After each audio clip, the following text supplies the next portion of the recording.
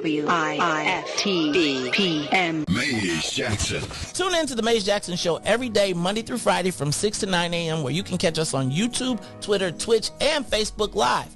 Plus, from 6:30 to 8, you can get us on WBGX 1570 a.m. That's right, it's the Maze Jackson Show, where every single day we ask the question, what's in it for the black people? And if you don't like it, you can still tell them, Maze said. We out of here. Peace. And now, traffic and weather. Yo, who said devotion had to be sad? Yo, check this out. The Lord is my shepherd, shall not want. He maketh me to lie down in green pastures. He leadeth me beside the still waters. He restored my soul. God's gonna turn it around. Come all the way with me. Good morning. We're singing for the Black People Media family. The time is now 6:40 a.m. I'm Riis, the ruler, with your Chicagoland area traffic and weather report. As we head over to the Kennedy, O'Hare to the Loop will be 25 minutes. Outbound to O'Hare will be 20. On the Edens from Deerfield to the Exchange and back will be 28 minutes, while the Eisenhower is 37 minutes. Thorndale to the Loop, 26 minutes back out to Thorndale. On the Stevenson from I-355 to the Dan Ryan will be 49 minutes. Outbound will be 30. On the Bishop Ford from I-80 to the Dan Ryan will be 35 minutes, 30 minutes to I-80. The Dan Ryan is 17 minutes to the Loop, 12 minutes to 95th. On DuSable Drive, north and south, everything is locked in at 8 minutes. While today's weather, it is currently 41 and drizzling.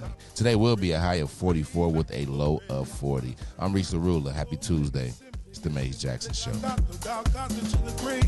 the grave back to glory. Glory to Gethsemane, Gethsemane, God got to the grave, from the grave. Glory to Gethsemane, Gethsemane, God got to the grave, from the grave back to glory. Oh yeah, oh yeah, oh yeah. Come all the way with me. Don't leave me now. Come all the way with me. Oh, please.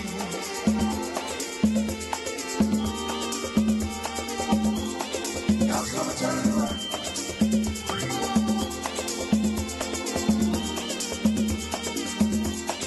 God's gonna turn it around.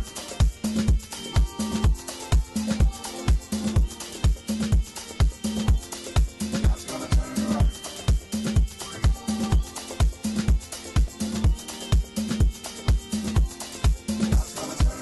You are listening to the Maze Jackson Show. I'm your host, Maze Jackson. Got my man, DJ Riis the Rule on the ones and twos. And y'all, we are back. We not froze, are we? We back? Okay, we back. We back in the building, back on the map. I think when I stopped, I was froze. I was like this. The three-pointer went in. It was all flat. Riis, I love them flats. Like the ones where it just be, you can see it spinning, and it don't touch no rim, and it just be like flat. Riis, I was looking around, they was like, I feel like I might embarrass my son yesterday. But it had to be all right. I've been waiting for a long time for that. Like, for him to finally show. I had a conversation with him. I was like, look, man, this show, you could play college ball. You really could. You could play. Now, you ain't going to play D1, you know what I'm saying? But you could play at a small school, Femo. But you can't be scared. It's like, you only got this many games left. Man, boy, he came on the court. Now, Riis used to, like, you know, when somebody challenge him, he'll look to throw the ball, pass the ball. And then he'd be like, come here. And now he ain't the littlest guy on the team no more neither. Right? You know what I'm saying? He getting him a little V to him. So, you know, I be worried, man, when I see him out there mixing it up. Because, you know, he still ain't the biggest guy. But I'm here to tell you, he's a scrapper. They almost had a fight the other day. Now, my son is super cool, though. I was like, did you get off the bench? Was you ready to still on somebody? He was like, Dad, it's a basketball game. It's not that serious. He was like, I got up to check out and make sure my teammates were straight, but nah, I wasn't finna go. He like, man, we got a penalty. Who gonna play if I get ejected? I was like, you know, you smart. I'd have been all in. Back in our day. That was the end of the game. Whatever was the score was the score. Score was 14-11. Something wins. Yeah, we was getting there. Yeah, Reese, I've been, I don't be telling nobody because I don't want to put no pressure on. So I'm going to wait a few more games. But like I was talking to my man Vince, because, like we both watched our kids who loved basketball have challenges, height challenges. And I'm just proud of my boy because, I still can't even hit the side of the rim. I can't even hit the side of a barn with a ball. You know what I'm saying? Michelle Obama was in town last night. She'll be here tonight with David Letterman. So, who she used last time? Oprah. See, that's why she can vote, and that's why they can vote here, man. Because what? Because she back. She just is here for 2 days. That's and then she came out with one of them nylon Flojo jackets on.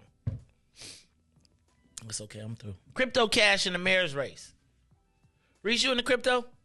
I am. I don't know nothing about it. You ain't worried about it all crashing?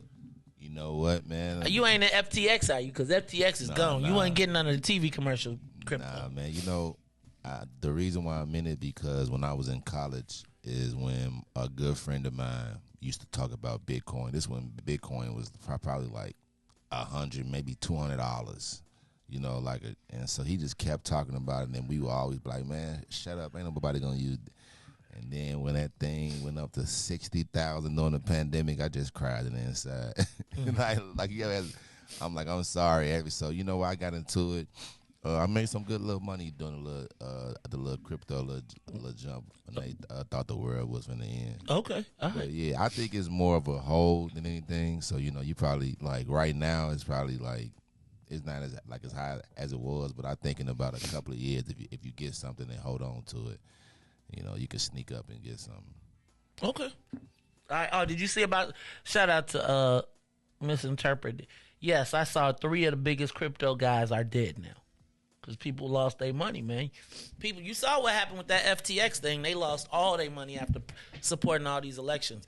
And they saying it's going to play a role in Chewy Garcia in the mayor's race. But he's trying to play it off right now. He said he ain't got time to talk about it. But this cryptocurrency thing, and they also said it was affecting Jonathan Jackson, who did not talk about it as well. All right. Nike cuts Kyrie. Dang, Reese, I don't know what. Now his contract was up at the end of this year. Kyrie has some nice shoes, though. I like the Kyries. Yeah, it's okay, man. Maybe him and Kanye get into a little brand together. Oh, no. Kanye, he can't do it with Kanye. He'll be out the league again. Be out the league again. You are not allowed to associate with that black man. Even I know that. Warnock versus Walker today. So Herschel. Were you rooting for Herschel? Hey, man, we let Arnold Schwarzenegger get in there for some years. Why we can't get Herschel Walker in there? I must kill you. That's what I'm saying. We let Arnold Schwarzenegger get in there. We got to let Herschel get in there. Dang. It's funny, too, man. It's like, I really hate how y'all be talking about Herschel. Because, hey, man, growing up, Herschel was one of my guys. Man, I was heartbroken when he got traded from the Cowboys to the Vikings. He going to win. Just off name. I just think that just off name. In Georgia. He just going to win. Just off name recognition. I don't know, man. Black folks is out here like, they done memed him to death, man. They done made him. He ain't the smart. I mean, he got CTE. No trip. And it's kind of funny because I do think that Republicans in their dealings with black people are often cynical. Right? Like, they're not genuine in their efforts. It's just like Richard Irvin with the slave commercial. It's like, they be like, we going to make a black candidate in the Republican Party that make white people comfortable. I just think that, have you seen the memes of him in Trading Places? Where he is Billy Ray Valentine? That's why I think that he gonna win. You know how you just see something so much, you be like, you know what, I'm gonna go in and vote it in. Okay, so like you remember how they had remember Jesse the Body Ventura when he won? Yeah, that's all. Like I feel like this is one of those. Like, oh yeah, Jesse the Body Ventura was the governor of Minnesota. You get your little name. I'm gonna get you, Suplex. That's why I love it. It's like, it's not so much that I want Herschel to win. I just feel like That's the ultimate diss to Democrats who have played us to the left, right? Like, okay, you want to keep on acting up? You want to keep giving us Stacey and women who hate black men? All right, I got something for you. So I'm sorry, I'm not rooting for Herschel, but I mean, I've never seen a pro-abortion black. The pastor at Martin Luther King's church, Riis, Ebenezer Baptist Church, is pro-abortion. I don't know what church you grew up in. See, but so he's for abortions, right? See, that's what I'm saying. And then it's like a lose-lose. If I say I'm against it, then you don't respect women's rights. So it's like, I just feel like I don't have a problem with a pro-abortion, or excuse me, a pro-choice black candidate. I do have a problem with a pro-choice black preacher candidate that is openly pro-abortion. Right? Like, there's something in that for me, Riis, and it probably is like, and even if the pastor feels that way, family, you can't be outside. Like, I really do think we got to stop these preacher politician things, because like, you are not serving the same God.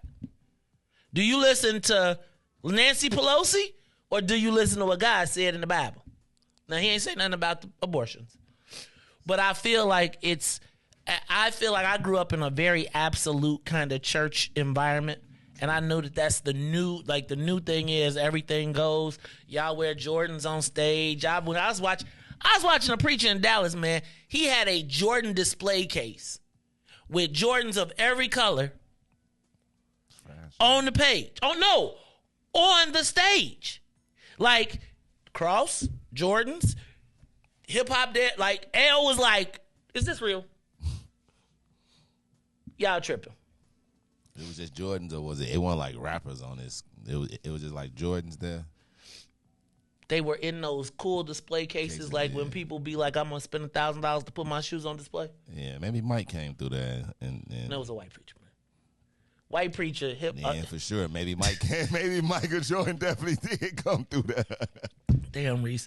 Look, misinterpreted. You said that's between Ralph and his relationship with God, which is fine, but he is also the leader of a flock, right? Like, he is a leader of a flock. Yeah, but the flock, and that's what the majority. But that's that flock. church y'all be going to now anyway. Y'all be twerking at church. Y'all be like, "Oh, let me get that on live." Y'all be y'all. Now, I remember if you pulled out a phone during church at one point when I was a kid, man, Charlie, they was like, the pastor would stop. "Excuse me." Now they be like, "Am I live? All right, y'all going live?" Yeah, man. So anyway, Riis will be.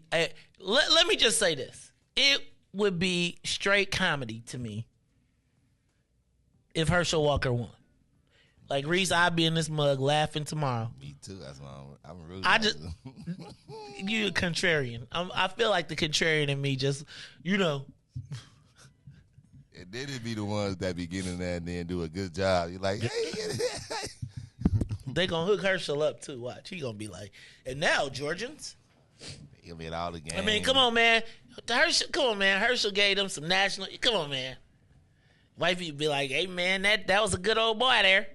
The glory days." Now Georgia back, and now Georgia about to play for the national championship. Man, Charlie. All right. Last thing, Real ID got pushed back to 2025. Riis, I'm so tired of going to the Secretary of State office to when you get an updated ID or something. Every 4 years now, ain't it? I hate that. Well, then the part is, though, the thing is, they tell you, you're not going to be able to fly with this soon. Like, dog, why you ain't just give me the Real ID right now? That's why I keep my passport on me at all times. Man, I keep my only like during the day? No, like when you're on a flight? Yeah, I started carrying my passport when I go places, too. Because, your passport is like one identification. You can do everything with your passport. Yeah. With your ID, you still need your social, your mama's social. Yeah. I need all that. Right, Joe,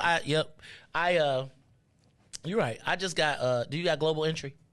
I just got my letter to say I could be a global entry. I got pre-check. I got clear, too. You got clear? Clear is dope. Like, clear is dope with pre-check, because it's like, it's the pre-check line, so, you be looking at people like, holla back. I ain't got to take my shoes off. Clear is another step to that. It'd be like, so now you in the pre-check line, and everybody is in the pre-check line, be feeling special. The clear people be like, excuse me. So, and they take you to the front of the pre-check line.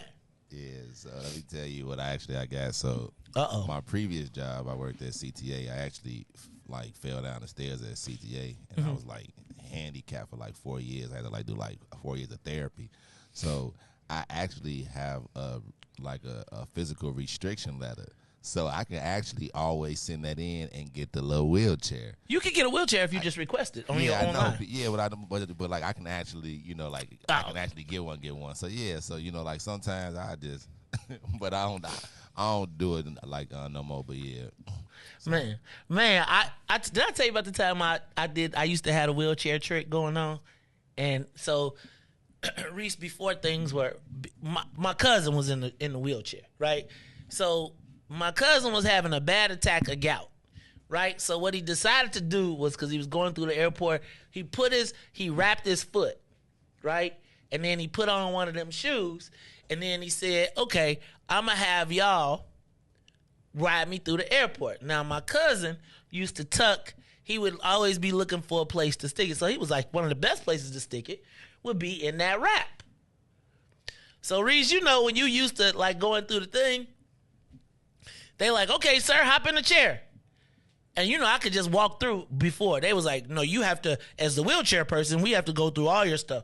Riis, my cousin was panicking because he thought, the guy patted the leg, and it was like, what's this right here? And I could, my cousin's heart was beating. He was thinking, oh, God, I'm going to jail. I'm going to jail in the airport. And then Riis, there was a distraction. And he got through, and it was like, look at God. But I was like, I ain't never rode a wheelchair ever again since then. Not me, my cousin. Because, sometimes you ever have a system, and then you violate the system, because you be like, I think I'm smart. Then you be like, Riis, when they pulled me out of line and took me to the thing around the side, and they was like, now we're going to run you through this whole thing. I was like, oh, God. My cousin was like, oh, my God. Then it'd be like, I'll have people it'd be like, oh, I ain't gonna tell the rest of the story. But anyway, we made it past that. Anyway, y'all, it's the Maze Jackson Show. I'm your host, Maze Jackson. Riis the Ruler. This is our show. All right, Riis, why don't you go ahead and hit the button, even though we don't have a lot of time. I'm gonna start a little mess before the 7 o'clock hour. It is time, Riis. Go ahead. It's time for the social media question of the day. Should a web designer be forced to make gay marriage websites? You're looking at me a little confused, Riis, but really it's a case that is going to the Supreme Court. And it revolves around a person, I believe in Denver, who had a LGBTQ couple come and request that they create a marriage website for the LGBTQ couple. The web designer said that she doesn't believe in gay marriage. The law then says you must make the website anyway. Give us a call at 872-259-7474. 872-259-7474. Should a web designer be forced to make gay marriage websites? Now, there was also another story where a gay couple in Indiana, I believe, asked to have a cake made for a LGBTQ wedding. And the cake... Thank you for calling Collins. The cake decorator said, I'm not doing it because I don't celebrate LGBTQ marriages. And it got me to wondering, should a web designer or a person be forced to make something they don't believe in? It's actually going in front of the Supreme Court right now. Now, I gotta be honest with you, Riis. If I went to a place and they did not want my business, I gotta be honest with you, I'm not going to force myself upon them. Now, should that web designer be forced to make a marriage wedding site for an LGBTQ couple, even though they say it's against their religious beliefs, that they believe that marriage is between a man and a woman? Give us a call, 872-259-7474, 872-259-7474. Should a web designer be forced to make gay marriage websites? Now, this is a case that is going to be heard by the Supreme Court, and they will come out with the verdict this summer. But I want to know how you feel. Riis, I got to tell you, I feel a certain way when people tell me what I got to do, period. If you tell me I got to do it, gotta. I'm probably going to push back hard. What makes them different? What? Like, come on. I need you to, I asked you to do something. So the reason is kind of like if this was us asking. You getting ready to do what I hate y'all to do, but go ahead. You gonna compare our struggle to the LGBTQ? Just imagine you go to something and then somebody say, I don't believe in black marriages. You know, black marriages, or I don't believe in interracial marriages. I don't believe in interracial marriages. You can, you know what I'm saying, say that too. You know, so at that point, that's racist, and you know, you discriminating, and that is discriminating. You know, so you can't discriminate. So you can force my hands to do work that I don't want it to do because you made a choice. I'm sure that person has done something in their life that isn't of their belief. So I mean, in this land that you live in, yes, in the United States, just like if you go over to China and they got their rules, where you live in a place where this is rules like this, the rules say you cannot discriminate. You know, if you don't want to do it, there's other ways to say it. You say, oh, no, I don't have the material. Oh, no, I don't have that time. Oh, no, I'm booked. There's other ways to tell a person no. You can't just say, I don't do gay marriages. That's not your business. That is not your business. It is if you telling me. Go ahead. So you just be like, I can't do it. You know, like if you be like, I don't support, I'm busy that day. Why? So I got to lie? Huh? I gotta lie? I can't say my beliefs? So your beliefs, you can impose your beliefs on me, but I cannot refute them? So this is me. And go ahead, I'll let you finish. In the court, in law, that person is going to win. That's why. Well, we don't know. That's why it's going to the Supreme Court. That's why it's going. Exactly. That's why it's going to the Supreme Court. You discriminate against a person. You definitely discriminate against. In a world today where that is one of the things that's, you know, like almost leading today, you know. So it's like to tell them that I guarantee they're gonna lose.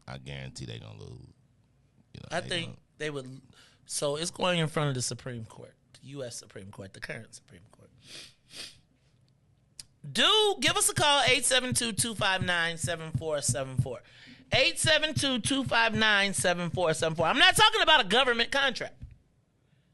I am talking about a privately owned business that decided that because of their religious beliefs, they do not want to create gay marriage websites. Now, I got to be honest with you. I see that different than a cake. I see that different than a cake because, Riis, it means that I have to put the pictures. I got to put all. Now, I don't have a choice. I don't have a vote in this. I just want to know what you all think. Give us a call, 872-259-7474. I know y'all scared because you talk about this. But I got to tell you, Riis. So if somebody comes here and says that they would like to have an LGBTQ show, and I said no. But you said no because of what? If you saying because it's my station. And I mean, I pay rent here. Exactly. And that's okay. And that person at that point can only assume because you didn't say it. But if you say no, I don't want you because I don't believe in that and I don't want it up at my station, you are wrong. You're discriminating, and they can, sue you for that. Like you just gotta say it's my station. I don't want to, saying it's my station. I'm busy. It's closed. We don't. They be like, you ain't got no shows. You only do your show. You're open 7 days. You have all of this space. I do a lot of stuff. I'm a busy man. I got Obsidian. I do all this. I just don't have the time right now.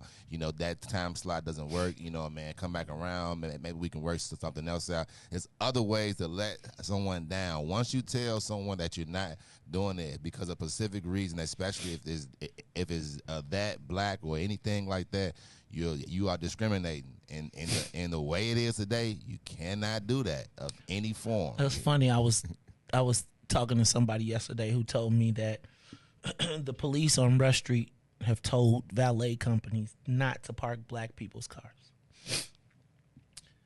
I think discrimination happens on a regular basis. You just saying you can't say it. I think. Can't say it. Okay, so here's me. I'm driven by money, right?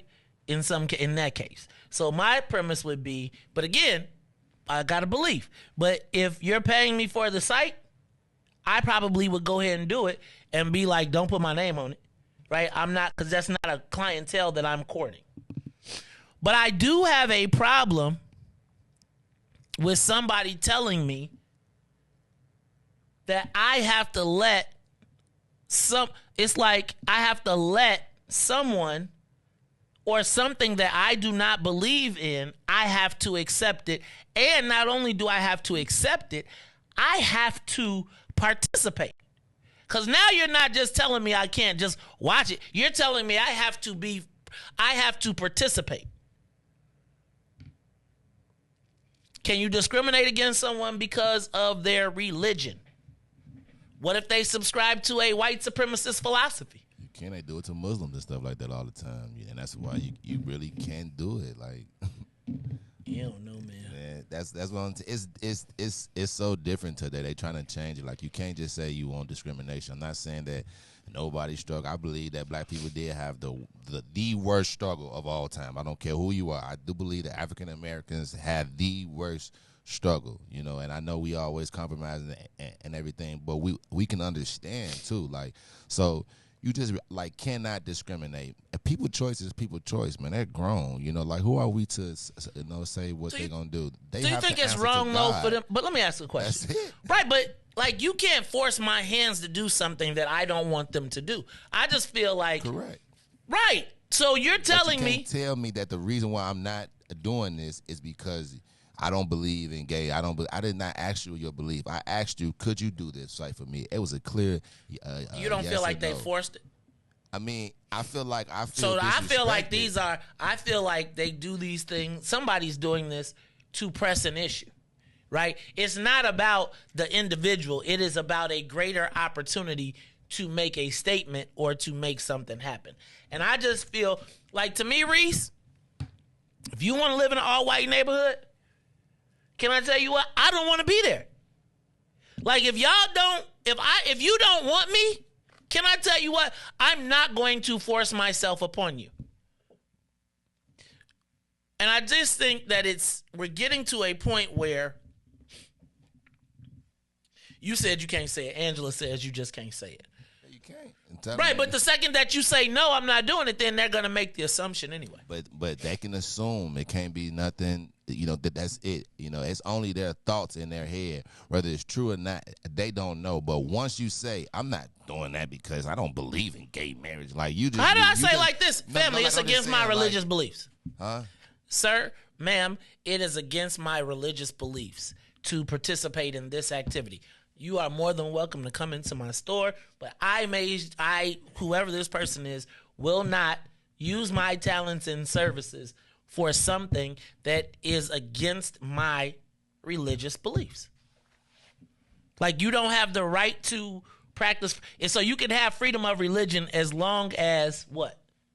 I mean, when you kind of word it like that may, what I'm saying, work. Family. It may work. Because then it becomes aggression against. Then you become. I almost feel like then there's people that go on offense, right? Like, so, Riis, if I walk in, have you ever walked into a store and you could feel it? Like, you could walk in the store and they really don't want you there. Like, here go me. I'm gonna irritate you for a minute. I'm gonna ask you 3 million questions, and then I'm gonna walk out. And I'm gonna go somewhere where somebody else appreciates my business. I don't understand. So it's discrimination. So yes. Can you discriminate? And just not again, just only for black people. It's just you're not supposed to in general, but if you got you a good case, then you can always. You just cannot do it. You just can't do it. Unfortunately, black people we do get discriminated the most, and probably nothing really happens. But like we get them a few times when you see like a Miss Young, or when you just see like some things that happen. We see it go viral and stuff like that. So it's more out in the open now. Not every situation is handled, like correctly. But it's not as bad, and it's not as bad as it used to be. It's still bad, but it's not as bad as it used to be. And in today's world, it's trying to change to where no one gets discriminated against, because it's really us that's up, So at this point, it's us running the world, how we grew up, stuff like that. So we treating it like a little different, We knew how it was to get discriminated against. We grew up in an era where we got talked about, and we talked about folks all the time, so we know about the bullies and the people that come in with the trench jackets and all that. So with the trench jacket, yeah, how to with the little trench coat on and come in and shoot all the school up. So, okay. So we know that. So to prevent it, and then half the time the people that's in charge are those people that was bullied and stuff like that. They were so locked in, they got a good education, and they was like, man, you know what? I'm gonna change the world. When I get this, I'm gonna change it. So now that's how it is. And now it's like, hey, everybody be happy, everybody be friendly, accept all. We already had thousands of years where everyone was being discriminated against. So now it's to where no one gets discriminated against. If you want to do this, you can do that. Live your life type world right now. But you cannot say that I'm not going to do it because you're doing a gay marriage. That is a lawsuit. I guarantee they're going to win. Easy. I don't know with this Supreme Court. I think we got an interesting Supreme Court right now, so it'll be interesting to see how it works out. All right, y'all. This is the Maze Jackson Show. I'm your host, Maze Jackson. Got my man, DJ Riis, the ruler. We're going to take a quick break, and we'll be back after these messages. The Maze Jackson Show. We'll be back after this break. WIIFTBP. Media's just for you and me. WIIFTBP. Media's just for you and me.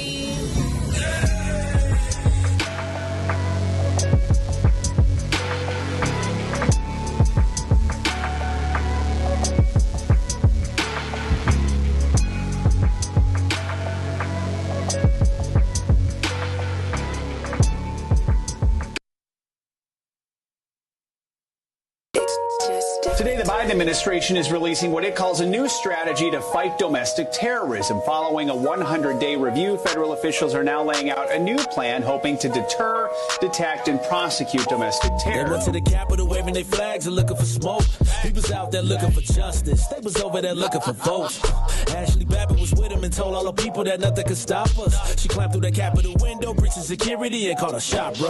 The media say she a veteran. They paint the picture to make her look greater. But she disrespected the same country that she served. That makes her a traitor. They was fighting police, resisting arrest. On God, I couldn't believe it. I guess blue lives only tend to really matter when it's convenient. Hey, these are the times we witness in history. All because they didn't get a victory. United States is so contradictory. We get equal rights, that's a mystery. Politicians, they more like magicians. You know they got tricks up their sleeve. We point out the flaws that's up in this country. You know they gon' tell us to leave. Somebody try to help me understand it. Always seems like a double standard. They be out here leaving us empty-handed to certain rights we are not granted. The media's the culprit when it comes to the comparison. Cause when it comes to race, they always changing up the narrative. It's terrorism. They say you a patriot, call you a hero. I call it terrorism. And that's on the real. You know and we know, I say it's terrorism. They say you a patriot, call you a hero. I call it terrorism. And that's on the real. You know and we know, I say it's terrorism. They say you a patriot, call you a hero. I call it terrorism. And that's on the real. You know and we know, I say it's terrorism. They say you a patriot, call you a hero. I call it terrorism. We still out here trying to get our reparations, but the government pump faking out here hesitating. I'm out here trying to keep my peace, so I keep meditating. The media make us look bad, they taint our reputation. Look, it's so sad that COVID causing toe tags. You claim you so patriotic, but you ain't wearing no mask. You out here wildin' with your MAGA flags and showing your ass. You wanna be part of some type of revolution so bad. Look, you talk revolution and constitutional rights, homie. I guess we forgot about back in the days when all of the business was whites only. Yeah. George Floyd got justice. Juneteenth got much respect. They made it a national holiday. Man, it's all good, but cut the check. They're giving out all of these vaccines, putting it in you like caffeine. Was it all in the part of the plan? I bet money like DraftKings. It's land of the free, home of the brave. 1776, we wasn't free till 1865, so we wasn't part of that shit. And that there is terrorism. Terrorism.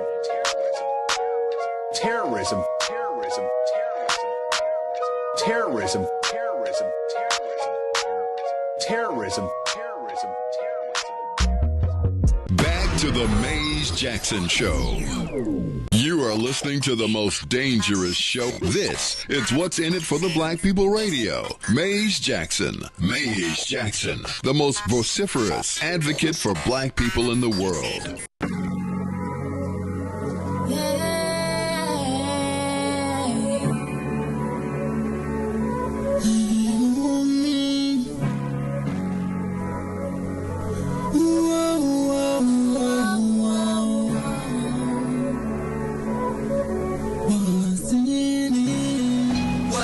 For the black people, cause economically we are not equal. Waking up to lies, can't toast no more. I told y'all, yeah, this a dangerous show. Don't go to church if you ain't trying to help us. Don't even try to be around and can't protect us. We see the lies, not other politicians. We need money and no symbolism. It's Maze and Riis and Ruthie and Ty, explaining how we all come from God, giving us tools to beat the odds. If we united, our movement gon' stop. If they ain't tryna help us, they ain't tryna do nothing. We gotta do something, we gotta stop running. It's time to confront the problem. Really, you expect you oppressed to solve wrong.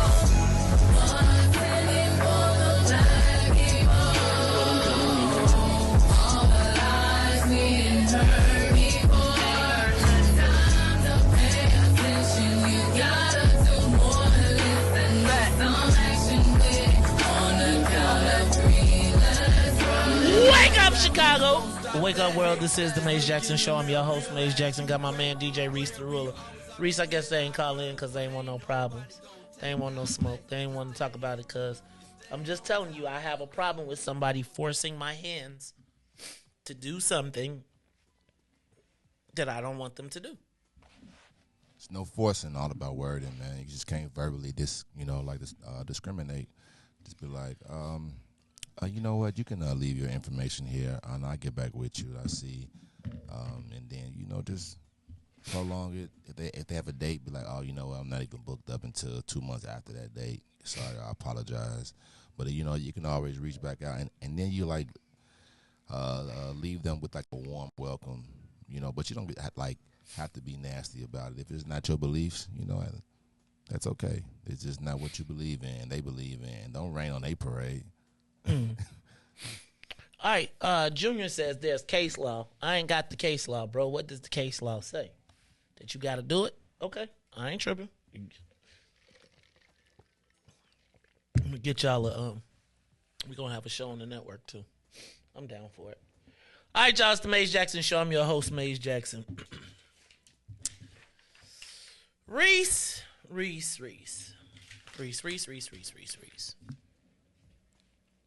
To my listening audience, Christopher Divine, if you are out there, to Neil, just all of our,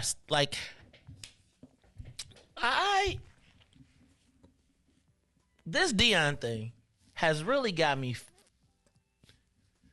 perplexed. It has me perplexed because I'm not exactly sure what he did wrong. Riis, you know what a symbiotic relationship is? Symbiotic relationship is where that both feed off of each other, right? Where you both mutually benefit from your relationship.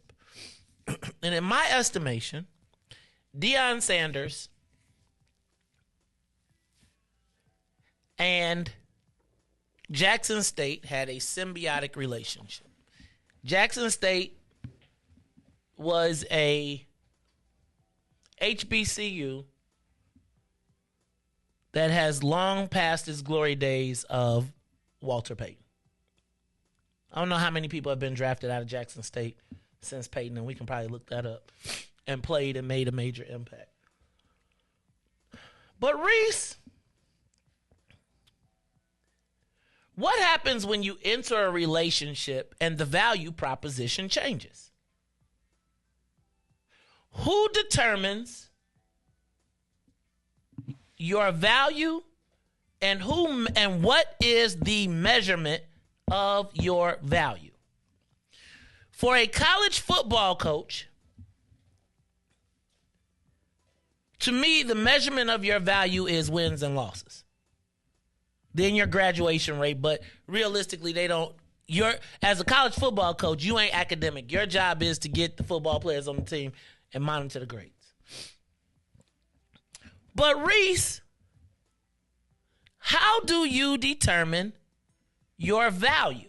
And who determines it? And what is it based on? I ask this because Deion Sanders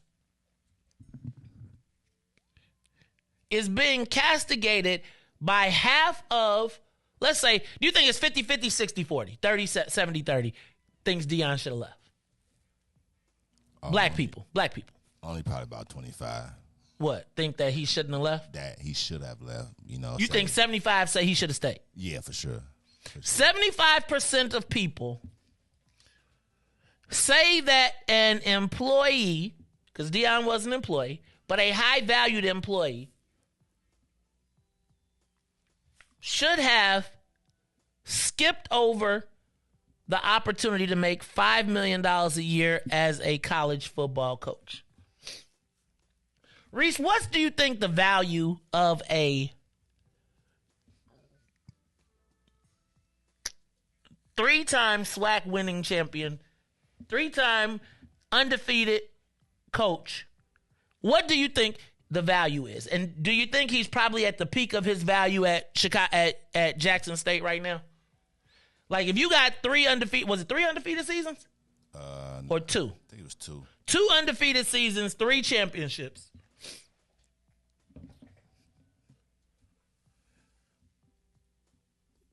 Who has the value? Was it to me, Jackson State received value because, again, Riis, they got Deion for 3 years.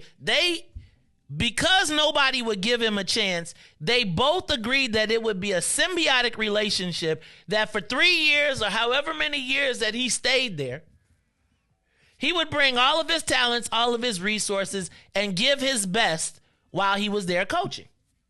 He did it. I don't understand how anyone... Riis, what do you think the percentage of black people is in the world that get a $5 million annual salary? Not a lot. No, I mean, less than 1%? Less than 0.5%? Yeah, probably like 0.1. Yeah, he had a 27-5 record. It was the first time that the school ever finished undefeated in the whole program was until he got there was this year, And he also had a player that was drafted into the NFL. And that was the first time that has happened since 2008, and only the third time in the 2000s period. It's pretty good. Did he do his job? So my question is,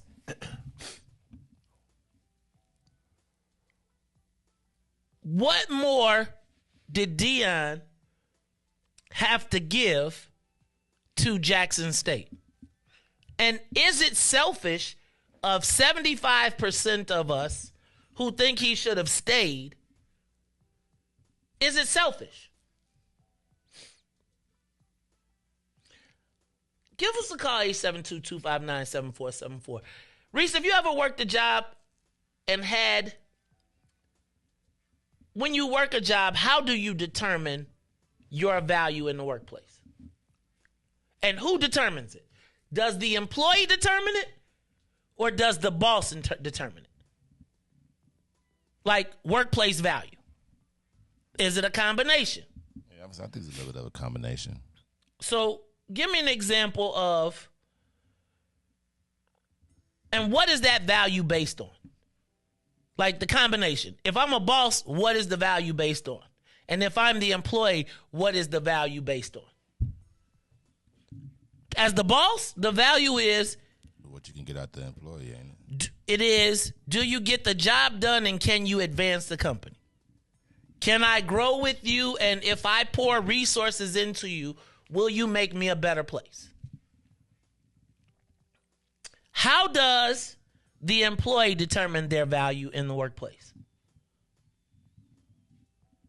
You might just see where it's headed to. You know, you can just see where the company is headed, see where you're heading into the company, you know, see what,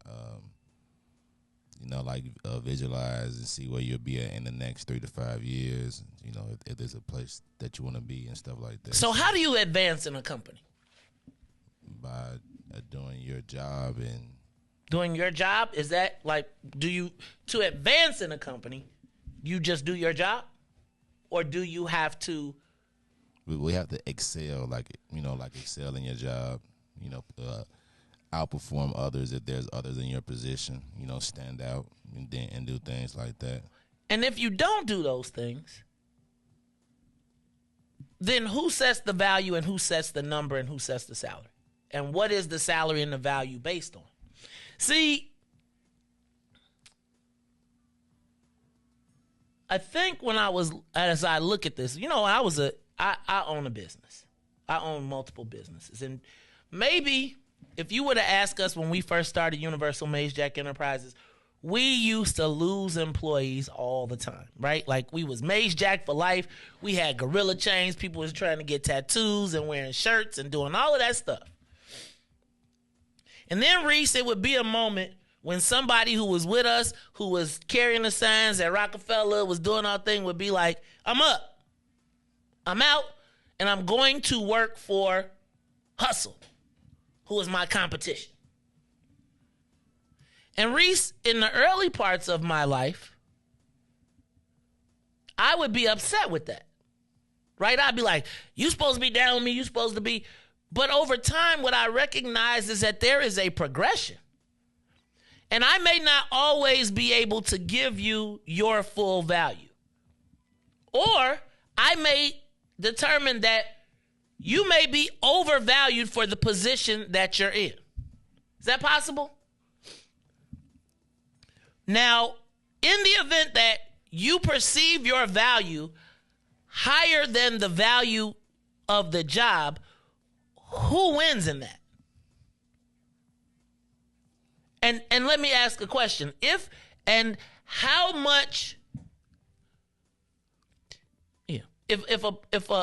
determines the value in a business relationship? Give us a call.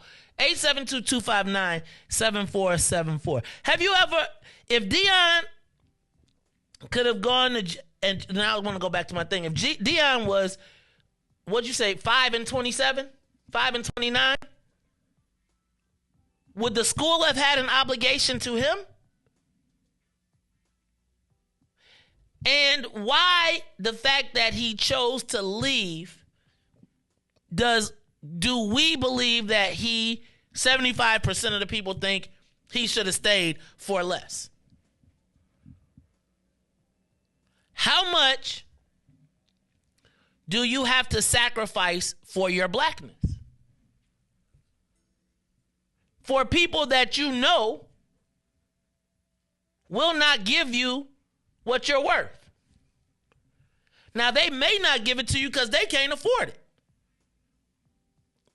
Is it your obligation to stay there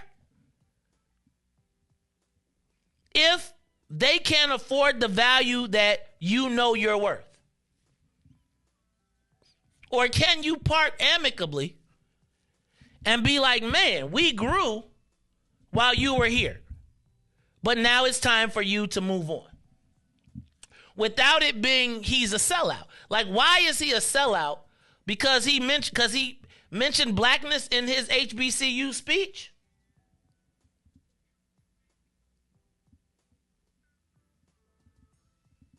Because he was a big name, and they thought that he could stay there. You know, he'd do his thing. He'd keep staying there for that little bitty money. You know, people love when you struggle for the people and open the gates up for everyone else to go and get the money.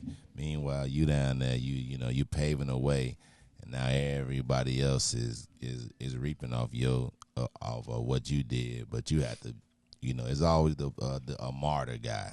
I got to do all this. I got to, pave the way. Who determines whether you gonna be a martyr though? It's so crazy to me. Let me ask you, how many people did Deion motivate after he did his thing for HBCUs to donate to the booster club of HBCUs? Then you never know, man. It might be some other people that start coaching HBCUs, and like I just hope that it just opened the door for black coaches, you see these coaches come in, and like we always say, the league is probably 75% black. In there, and we look at all these coaches. Go look at every coach that's in the Final Four, and now in college, and they are probably not black. So the only way that we can get there is to unfortunately start from the bottom and work our way up. I'm sure growing up, our parents always said, man, you have to work 2 times as hard as the next person to get somewhere. So he had to start there. And, even Colorado is not his end goal. So I just want to let y'all, he going to lead there too, y'all. He going to lead there too until he reaches his dream. So who's to say, what my dream is? And like I said, I'm proud of him for, going for what he wants. I was just looking at people who were saying, money is the driver. I don't know that money is the driver in this case. Right? But what kills me is people spending his money. Riis, if the man got a $300,000 a month lifestyle and he's getting paid $150,000 a year, how much money should he have to sacrifice? How much should he give to his desire to see black men play good? Now, Hannibal said, hold on. He told the new recruits to come to JSU so he can try and make the school like a Division I school, and left them to go to a white university. He didn't keep his word to his players. They did come, and it was for the time he was there. Undefeated, and then he taking some players with him. He taking them players with him and they're going, and he just told Colorado. It's crazy to me, people counting other people's money and telling them what they can pay. He got enough money. He's already wealthy. Hey, fam, he wealthy to you. He's wealthy to you. He ain't wealthy to Jerry Jones. He ain't wealthy to the NFL owners. And I'm going to tell you, man, this is the epitome of black people want you to die on the vine for their goodness while they won't help themselves. How much did the man get a counter? Did they at least say we're gonna take you up to $750 a year? No, because they knew that Deion's value in the time that he was there exceeded what they could afford. Now, as a business person, as the athletic director, you got to say, damn, how can I replicate this? Who else wants to be a head coach that would not ordinarily get an opportunity? But the way black people are cooking this man for something that they would never do. Riis, you know anybody that's going to live in Jackson, Mississippi with no water where you got to pay to practice? Like, they was like, people are like, he should spend his money. Money was always more important to Deion than anything. No, fam, it wasn't the money. It was the opportunity to compete for a national championship, to be able to put your skills against the best coaches who are over-resourced, to say, Nick Saban ain't smarter than me. I don't think that Deion had some blueprint. I'm not trying to sell that. I'm saying that, Dag, where's the intersection between your love for black people, your willingness to sacrifice, and how much do you have to? I asked the question of, how much did anybody do to keep Deion? Of all the people who care about Jackson State now, how many of them supported them during the season? Riis, how many games did they watch during the season? How many JSU games did you watch? You know what JSU game people watched? The one that was on ESPN when they played Southern. I really think part of the reason that we have a challenge getting ahead is because we want everybody else to do something we know we wouldn't do. Riis, can I be honest with you? I like you a lot. But in my universe, man, you opened up a barbecue joint, right? At some point, the barbecue joint, like, may juke. It may be where Riis's dream was to open up a restaurant. I depend on you every day to be at the Maze Jackson show, and you say, Maze, Bowfields done just took off. Man, I got to cook. Is my answer to be, Riis, you a sellout to what's in it for the black people. Black people need you every morning, and you supposed to be here. Bowfields, man, you could have did better than that. You should work at Bowfields at the end of the night. You could do both. No, Riis. What I would say is, just like when I heard you had Bowfields. Hey, y'all, Bowfields is cracking. Y'all go over there. Y'all go support it. Y'all stop by it. You know why, Riis? Because guess what I want to see? I know you're not going to be able to sustain yourself on what I can pay you. I'm clear. And God help us if I take a vacation. Right? Really? What do I look like telling you, Riis, you can't leave, the black people need you every morning? Your commitment is to black people in Chicago. How dare you go and pursue your dreams? You be up here every day talking black stuff.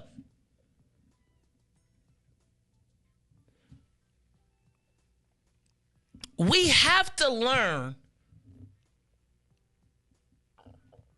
to support our people in their dream. Because the reality is right now, Riis, if I'm Deion, now I ain't going to talk nothing about, I ain't going to say nothing about black people. Right?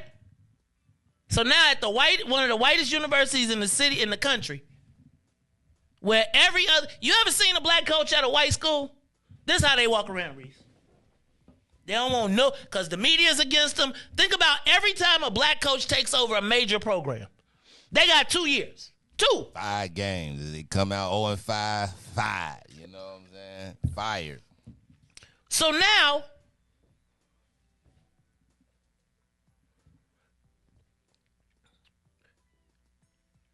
you're going to alienate.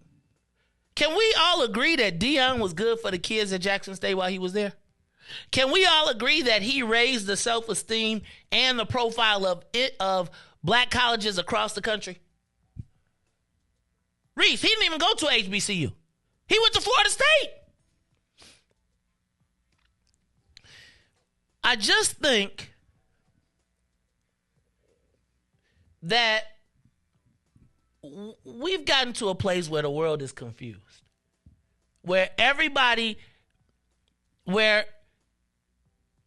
people think they can determine their own value in the space, and that we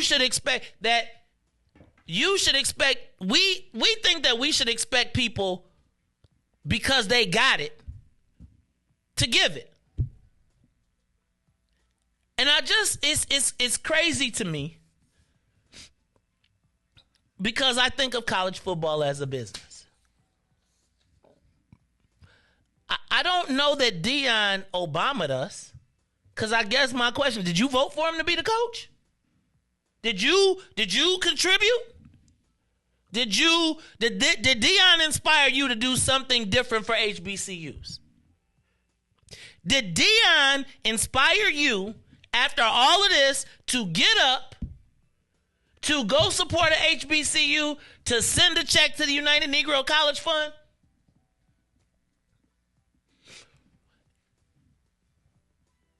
We lose more opportunities trying to tell people what they need to do with their money. And I'm just going to tell you that part of the reason that people stay away is for reasons just like this. Like family. He gave those people the best he had for 3 years. The best. He put his own money in. Riis, it's only a certain amount of time when wait, so you mean, and we're not going to talk about the fact that the money went into the general fund. So it ain't like all the money he brought to Jackson State went to the Jackson State football team.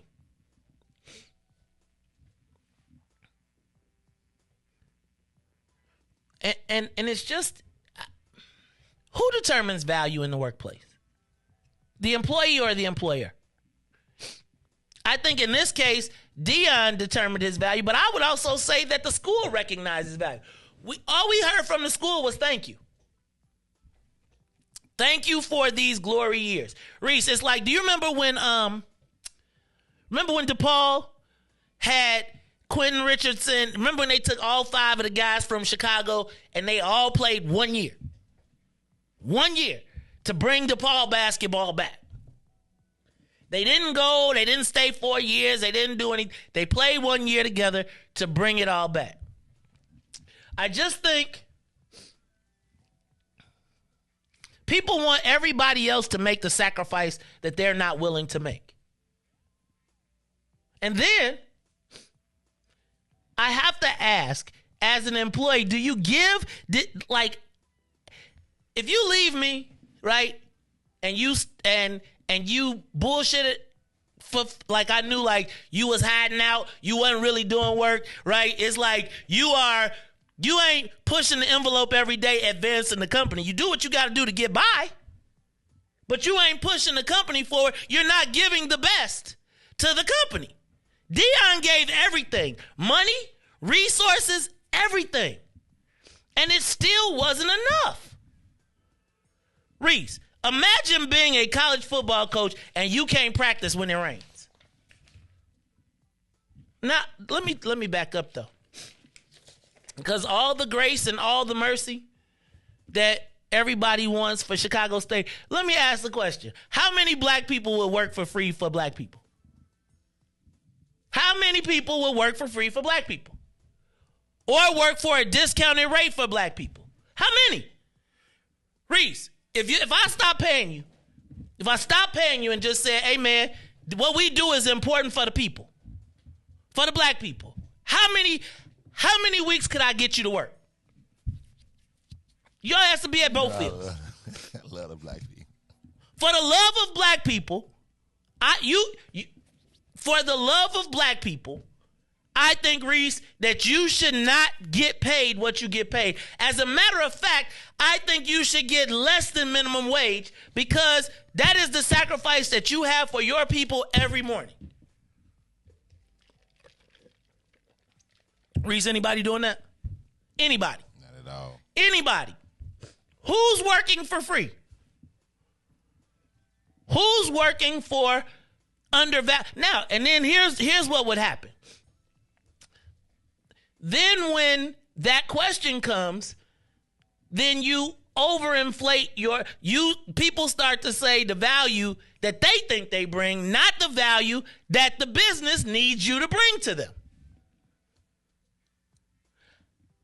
Who determines your value in the workplace? Do you, or does the employer, or is it a combination of both? And how much do you have to lose for black people before they say, good job, servant, well done?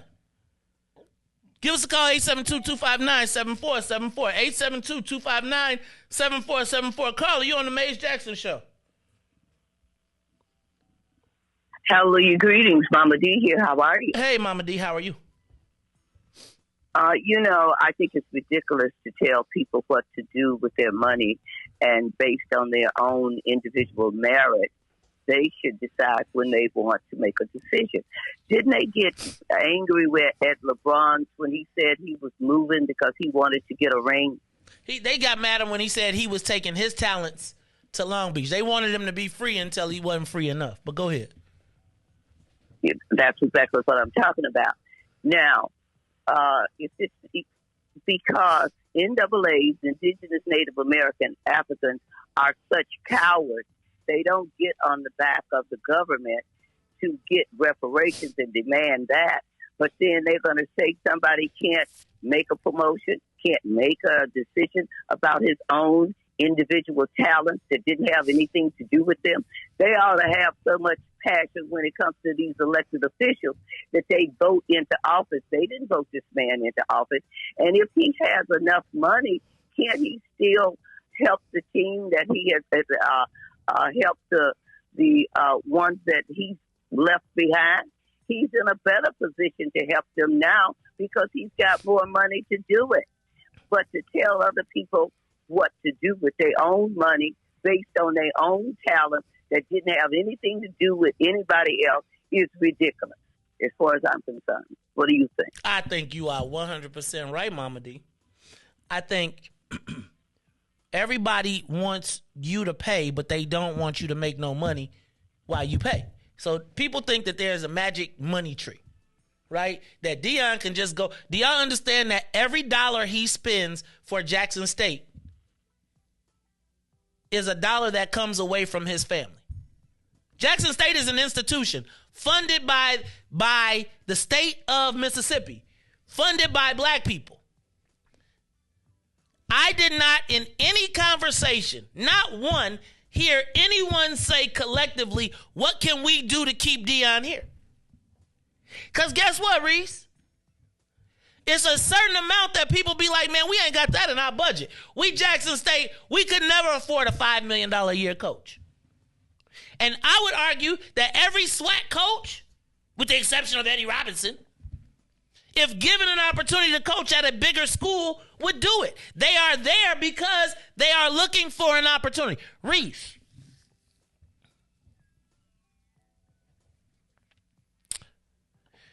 Y'all say the market determines your value, and I tend to agree with that, except for that's not how people tend to look at it. I think black folks look at it like, you got it, and it's mine to spend. If I spend $50,000 extra a month, right? Just because I got to live in Jackson, Mississippi, where they don't have water, so I got to get a water pump built to my house. I got to do all these things just to get to ground zero. And, hey, Riis, he ain't taking the practice field with him. He not.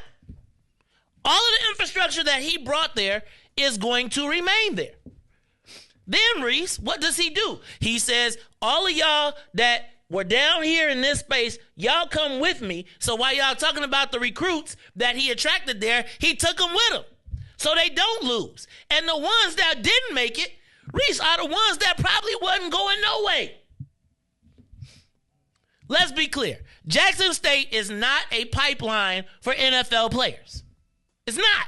Then just imagine. So he brought the first 12-0 to the program. Just imagine when he leaves, if that program doesn't do as well as it used to, then we know that it was because of him, you know. So it shines more light on him. Deion's, hey y'all, have you ever? One smoke signal said Deion knew the budget when he took the job. Riis, can I tell you what? When we started, what's in it for the Black People Media? I had a sense of what the budget was, right? I did.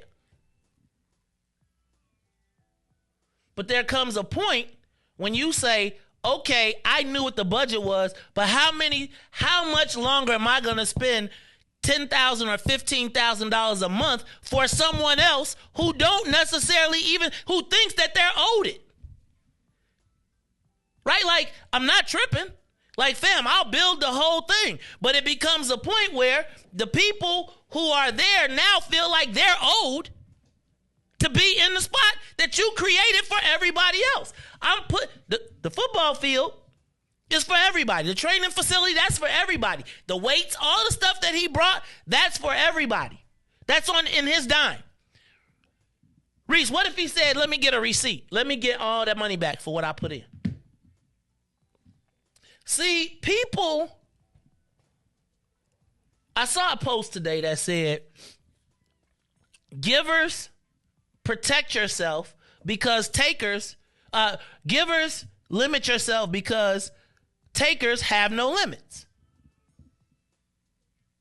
And I just wonder who is willing to work for Black people for free?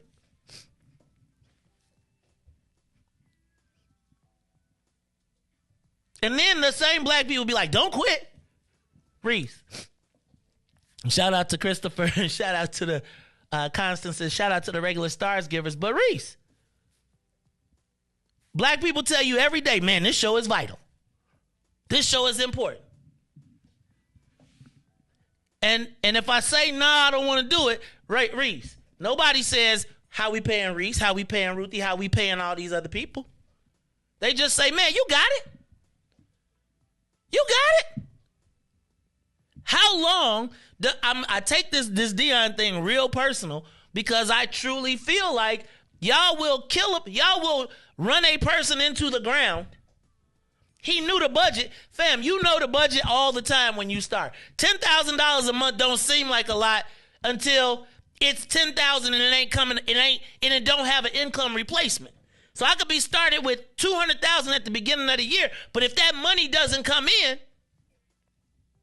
right? So now I got to go do an Aflac commercial with Nick Saban, who I'm as good as, but I can't prove it because I'm in mudhole. How many Black people would work for Black people for free full time? Not even for free, Riis. At a deficit. At a deficit. Riis, give me half your salary back in for the goodness of the young people. You gonna cut your hourly rate if I say I'm gonna give it to I'll give it to Black kids from O Block? No. You think anybody would do it? Who? And I'm talking about you splitting 17. So it's $8. Now you talking about $8.50. Anybody giving up $100,000? $150,000? The $150,000 salary is probably the biggest donation they got. Then he gave $1 million on top of it. How much do you have to give to Black people before they say enough?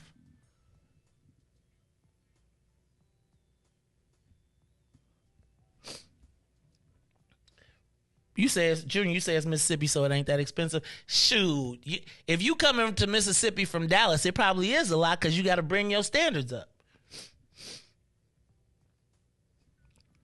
I just think we do ourselves a disservice by castigating people who are advancing. And then the challenge is, family, is that then when he doesn't come back, when he taps out, when he says, you know what, man, I paid $150,000 a year for you Negroes. I donated $1 million. I upgraded your facilities. I brought college game day, and y'all still calling me a sellout? Yeah, guess what? That's why people leave and say, I'm going to make my money. Because there's never and then what you want to do is hang him with his words. Family, when you are, Riis, you ever seen a coach, when they're the coach of the University of Illinois, they're all about Illinois.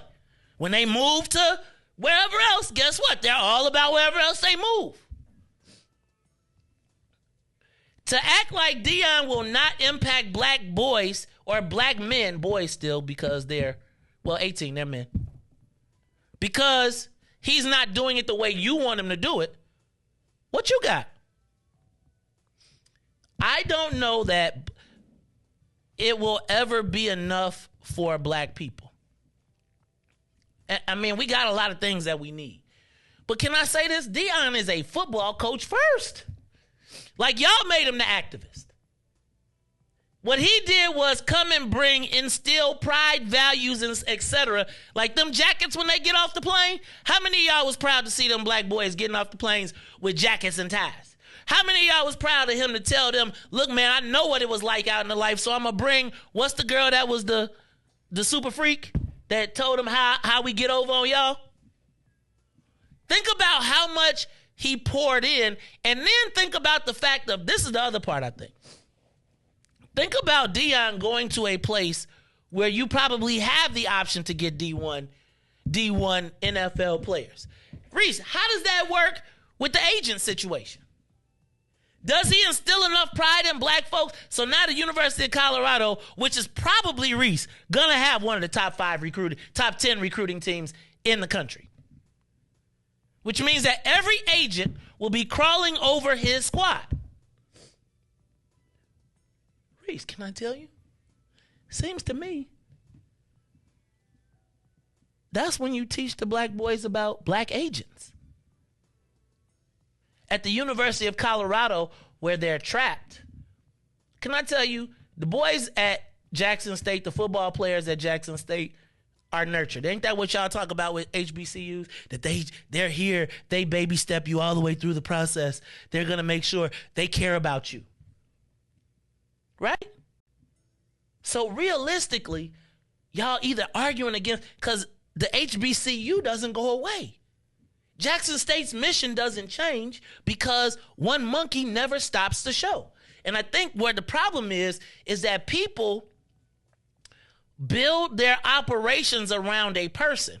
And then what happens is people become so reliant on the person that the person may feel as though they're indispensable. Let me just be clear. There is no business worth its salt that ends because one person is gone. It doesn't. Go to the live line. Call you on the Mace Jackson Show.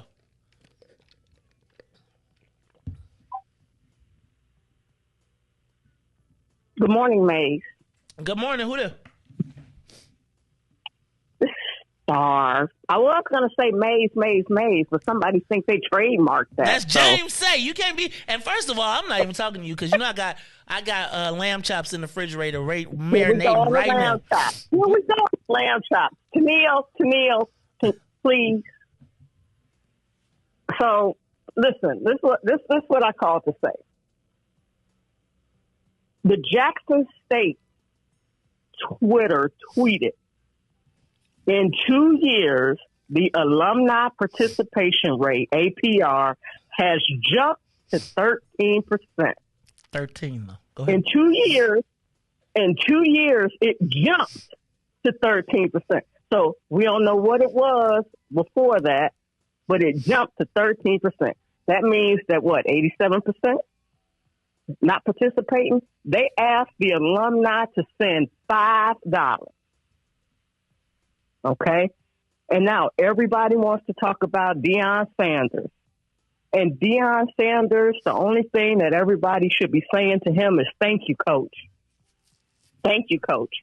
He gave 3 years. Everybody say 2. He gave 2 championships.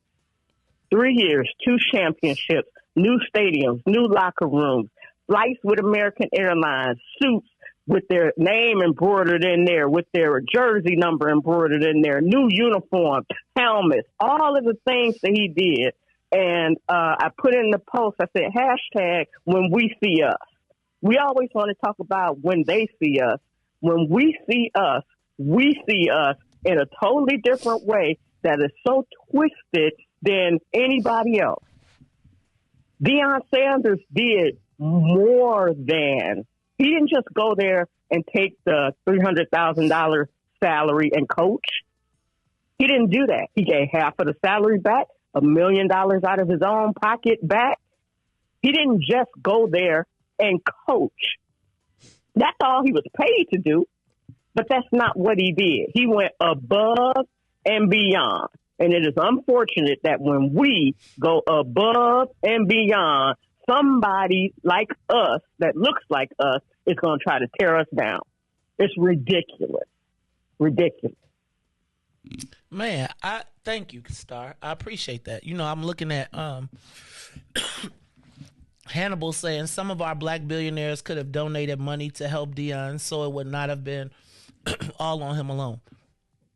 We did once again counting everybody else's money. How much you send? Right? Like, how much did you send? How much of the burden did you take on? It's like we have become fixated on expecting someone else to do things that we ain't gonna do ourselves. And then it's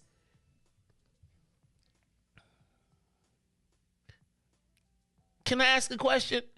So if you knew he wasn't going to stay at JSU, first of all, let's be clear. We should have known from day one when he started to apply for Florida State that Jackson State was not his goal. Riis, I believe Deion could have went to any other mid-major school and coached. Like if he went to University of Central Florida or something like that, or one of those places, he could have done that.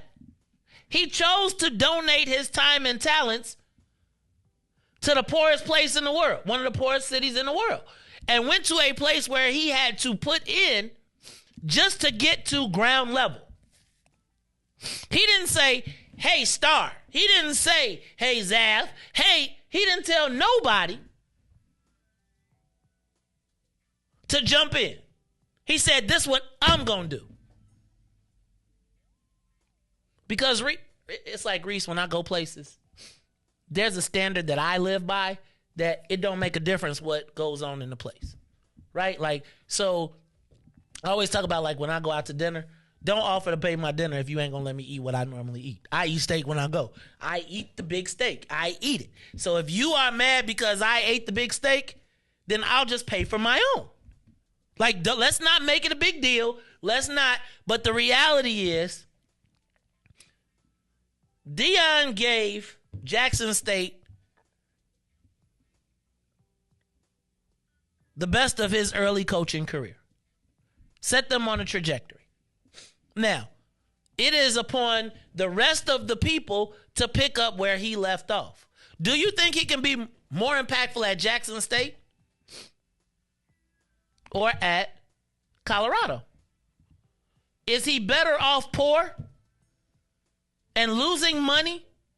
I think his impact probably is going to hit Jackson State because of what he, brought to Jackson State. So I think it's a bigger impact there. But think about this, though, Riis. Think about at one of the whitest universities in the country, a powerful, strong black man making black kids with a black quarterback get off the plane with the same jerseys, the jackets, let's be clear that the people that play football are black for a majority. So it's not black people that you upset about. You're upset because, Riis, you know what I would ask? How many black people have ever worked at a black business? And how long did you stay? How long did you stay at the black business that you worked at? And when you left, what did you say? What can I tell you what people used to call us? I remember one time we called, like, Tennille used to, like, when you left, Tennille would go through your emails. And I think about all the people that quit, right? Because we would give you a Maze Jack email account. And so when you left, she would shut it down, and then we would be able to look at all the things that people would say. They called us entrepreneur Negroes. They was like, these niggas pay late. They da-da-da-da-da-da. They like, to read those emails afterwards would be devastating, because you know why, Riis? Because nobody knew that I was outside on 63rd selling socks to pay their rent, pay their salary. So, like, when people's like, these niggas pay late, it's because Maze is outside standing on 63rd with the clothes from his store because he ain't got no business, because people pay late, or because I got this thing, but I don't have a line of credit. I don't have access to all the stuff. So then it'd be like, oh, these entrepreneur Negroes, I can't wait to get up out of here.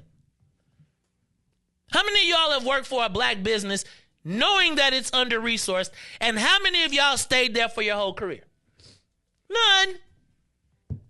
How many of y'all was like, I can't wait to get up out of here?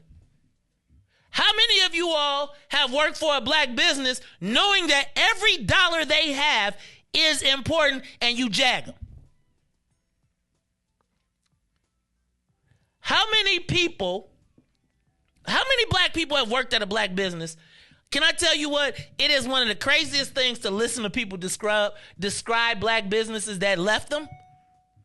Because they go through all these niggas didn't do this, they didn't do that, they didn't do this. Because guess what, fam? We ain't IBM. Like, $17 an hour is a lot to me. It is. $17 an hour is a lot to me, knowing that there's no income to replace it. It comes straight out of my pocket. It ain't. And black people will continue to be like Maze. And somebody said, Maze, don't act like if you go to a paid format, we ain't gonna pay, we wouldn't support you. Family.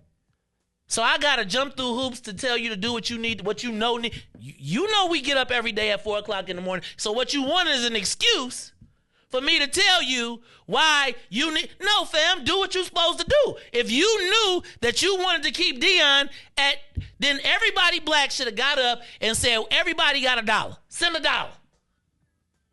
Did you send 50 cents? Did you cash app? Did you say, keep Deion?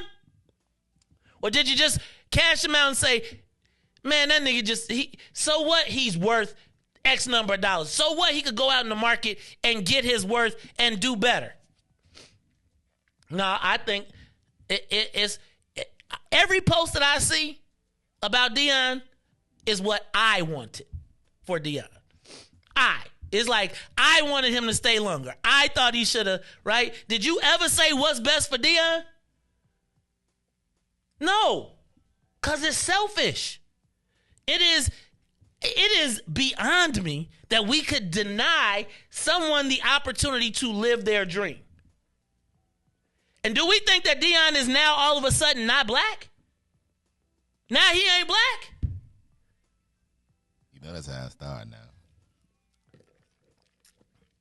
And so then when he wins the national championship and thanks Roger Goodell, and thank you to all the white people, because the Negroes who didn't believe in him, then we gonna be like, this fool. Like, the premise should be we support people's journey. He has not done anything to hurt black people. Yeah, we're talking about a football team that y'all don't even watch. Riis, who has watched Jackson State football? So I told you, only on ESPN. Only on ESPN because they was on College Game Day. That one game. Yeah, I watched EIU that one time they play on ESPN. No TV rights, no jet, no perks. And I'm down. And I mean, how many years you got to do it? Go to the live line. Call you on the Maze Jackson Show. Caller? Yo, what's good, bro? What up, what's up, Devo? family? What up, Devo? Hey, man. I just, again, man, the caller right before me, she hit all my points. Like I said, I'm just trying to figure out why people don't trust Deion. What did he do? We have too many in the black community. We rely on people too much, and people are human, man. So when you're sick, like you coughing right now, bro. Watch this. You coughing right now. So if you wanted to take the day off so you can heal yourself, so you can provide to the group, we have to be able to figure out something to do to ensure the continuity of what we're trying to do. It can't just be on you. And we have the Jackson State, like you said, is an institution. It has a system. It existed before Coach Prime. It will exist after him. So other people have to pick it up. They have to wake up as early as he did. They have to go build relationships like he did to ensure the growth of the institution. And that's how we have to be in our communities within our home. Get your ass up and go to work. Contribute to something. If your friend is over there with their small business, share the small business. Ask, can you help? How can I help you be more successful today? This is what this lesson is. Because anything other than, hey, bro, I salute you. Hey, man, do your thing, player. Anything other than that, you a hater, and it's dusty behavior. He put more to them boys than what their fathers did or some of their parents. He did his job. He did his job. Them same people that came and followed him, like he told, if y'all watch that video, he said, man, I'm coming with my luggage. So he's opening the door for them guys to go to a D1 school that may have not gotten any looks. That's the opportunity. When somebody gives you an opportunity, a job interview, do you wear a nice suit? Do you wear the best suit that you got? Or do you wear a wrinkly shirt? You're going to wear the best suit you got, because I'm not going to give you the opportunity to deny me if I'm doing the best that I can. And usually, if you're doing the best that you can, you're going to get the opportunity that you want because you are prepared for it. That's all it is, man. So, nah, bro, like, you telling them right. Hey, man, just get off of the dust of behavior. Trust black people. And I'm going to leave it with this. I bet you if it was a black woman, it wouldn't be all of this talk. That's an underlying thing that I'm saying. The sisters can go and be great however they want, but the brothers got to sit there and, nah, man, nah. So, nah, I just think people are hating. Let's salute everybody that's on their path. And when you're successful, I just want to be there to buy you a drink and salute you and dap you up and give you a hug, man. Because I love when we do better, we all do better. Yep. So get up off that crumb shit like Pimp C said, and get up on some player stuff and get some love in your life, man. Other than that, man, I love y'all. Hey, last thing, shout out to T for her great presentation. She's gonna host a presentation at Obsidian on Freedman and what that legislation and historical impact and legacy means to us as the descendants of slaves. So thank you for giving the opportunity for that. And Winterfest. Other than that, man, we out, man. All right. Hey, and to anybody that's what's in it for the black people or BP1, we have a meeting we will be doing nominations for our new exec board on Saturday, so be there. Man, smoke signaling. You said, so I don't want to put nobody business out there, but you said $17 an hour is not a lot to live on. And I'm so clear about that, right? In my estimation,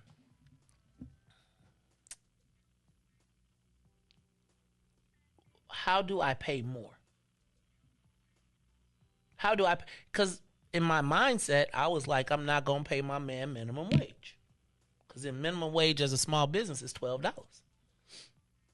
So in my estimation, I thought I was doing something better. As much as I could in my space.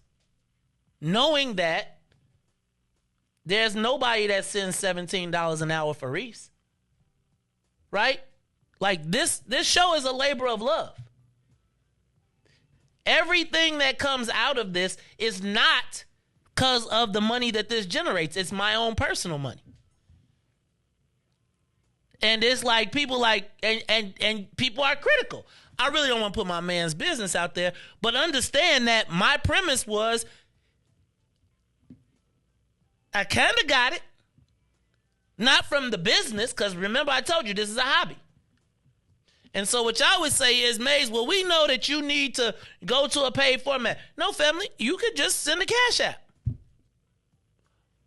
But what would happen is, then that would mean that the responsibility, that we would share in the responsibility collectively. But we don't want to share in the responsibility collectively because it's easier to throw. To even be like, he didn't do this. What did you do? What are you willing to do to keep Deion? Just talk smack. It's the Maze Jackson Show. Call you on the Maze Jackson Show. Good morning, Maze. Good morning, Riis. This is Cassandra Match. Hey, Cassandra. This is a wonderful, well-needed conversation because you can't outrun a taker. They see things from a jaundiced, selfish eye, and you never can do enough. Deion did 99% stuff right. And because of this one move, they want to throw the baby out with the bathwater. And you know who is sitting back just loving all of this smoke that's coming towards Deion? Nick Saban. I don't even watch football. I don't even know what football is all about. I'm a halftime. I only want to see the band. But because of that, I'm able to see this from a non-selfish view where everybody have their feelings in this. Their feelings. He said this, he was going to do this for blacks and this, that, and the third. The man actually paid to be a coach. It's like, did you all see? He paid to be a coach. $300,000 a year? Really? I'm pretty sure his wife buys $300,000 burqa bag. So that's no money. And what he did was he put everybody in position to demand a certain salary. Now that he moved out of the SWAC, my son played baseball in the SWAC. Ain't nobody checking for the SWAC, but it gave him an opportunity to go somewhere else. And we talk about that all the time in the political world, how people sit in those seats and they die in those seats and they don't make room for new and upcoming individuals to be in that seat. He made room. He set a precedent. He's like, now we're going to train up some other cats so you can go nationally. Now I'm going nationally and I'm about to show them that we have brains. You overlooked us, and now we're going to demand a certain salary. He's setting a price, $5 million. Another black cat who's a coach going to come up there and be like, oh, I'm starting at $5 million. So I do not understand all of the selfish people out here that wants him to die on the sword when he is going out on the high. He wants to go out on the low. Nobody's going to check for him if he's all of a sudden get a losing streak. He wants to go out on the high so that he can move and put other people in that place. And they're not even looking at that. He has a legacy. This cat is a winner on all levels. Why wouldn't he be able to go to a national games and play and win and leave a legacy for his children? We're trying to take that away from him. And I'm so glad you're having this conversation because it's giving people another bird's eye view and get out of your feelings. Let this man be great, and let's help him be great. And stop all of this, as you say, Maze, bringing rope to the lynching. I can't stand my black people. They just want to just put fire underneath the whole brick. But thank you for allowing me to speak. Thank you, Cassandra.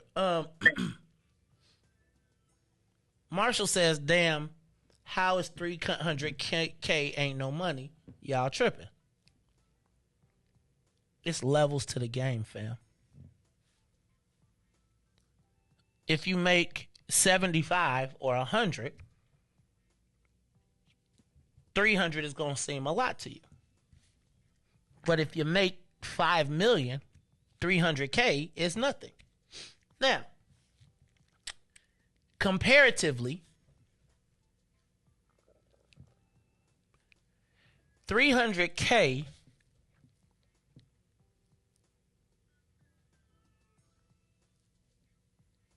is people we know. 300K is people we know. People walk past you every day that make 300,000. Now, maybe not you, but the reality is 300,000 is not some outlandish number. 300,000 can't buy you the house that Deion lives in Dallas. Can't buy you the private. 300K means that you got 4 private jet flights out of that. That's the whole salary.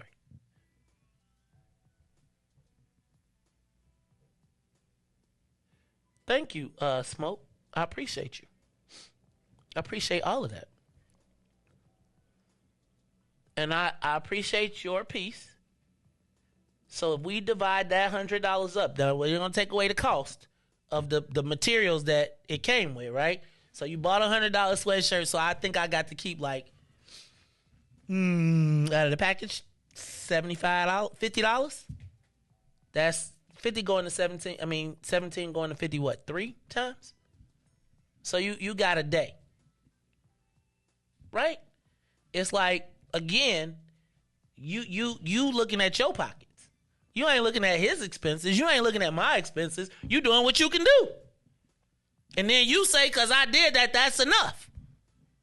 But family, it's not enough. It's not. And it's like, how dare somebody tell somebody they got to keep spending money out of their pocket to support someone else's lifestyle with no expected return on investment?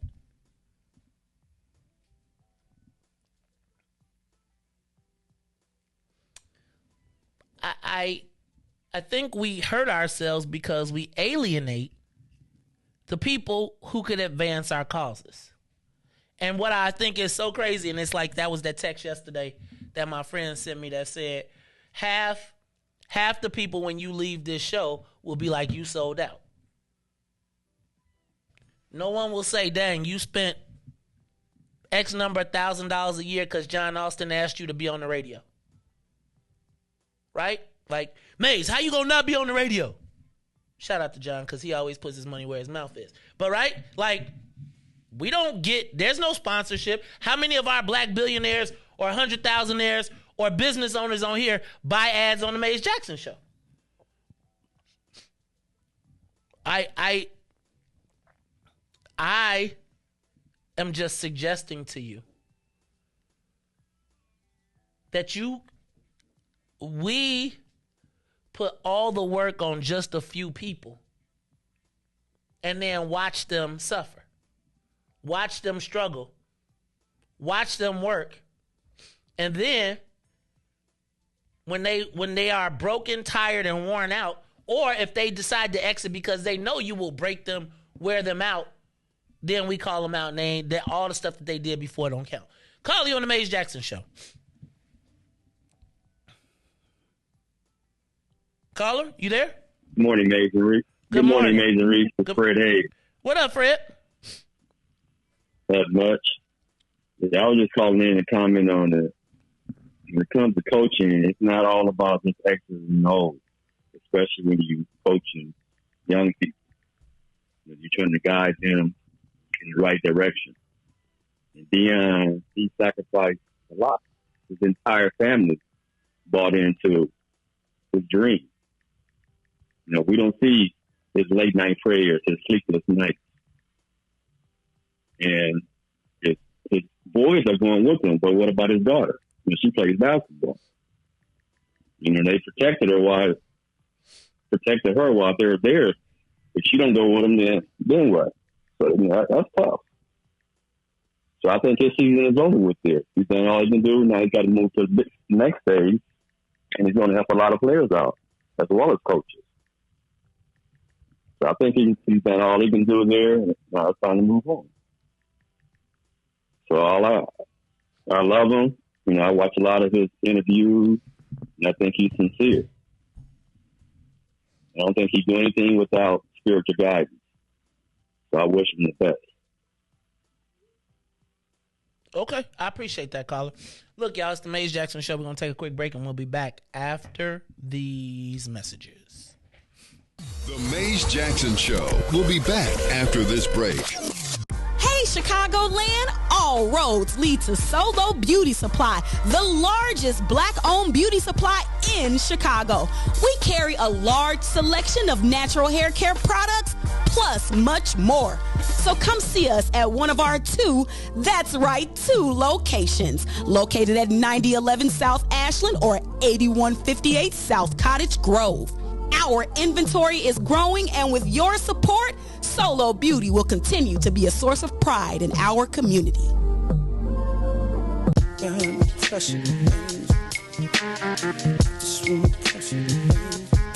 Yeah, man. Ideas, man.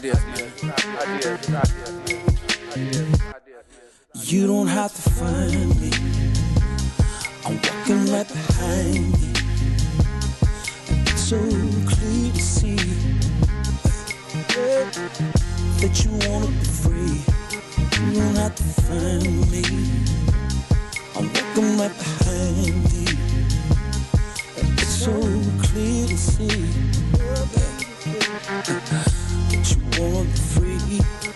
Let's go. Standing my ground, I can't mess around now. It's like my time is in a bottle, captured by your love, yeah.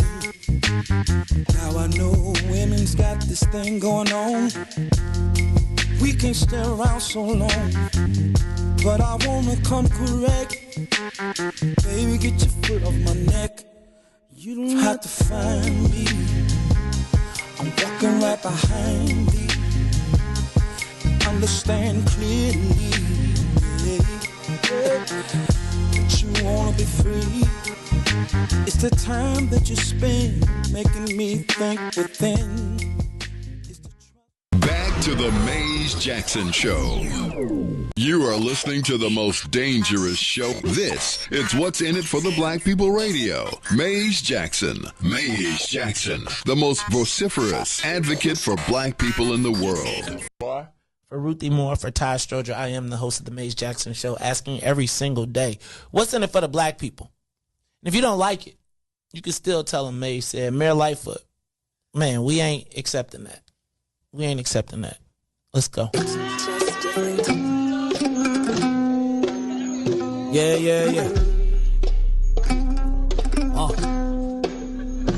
Let's get down to business and go ahead and address the facts, man. Lightfoot seems...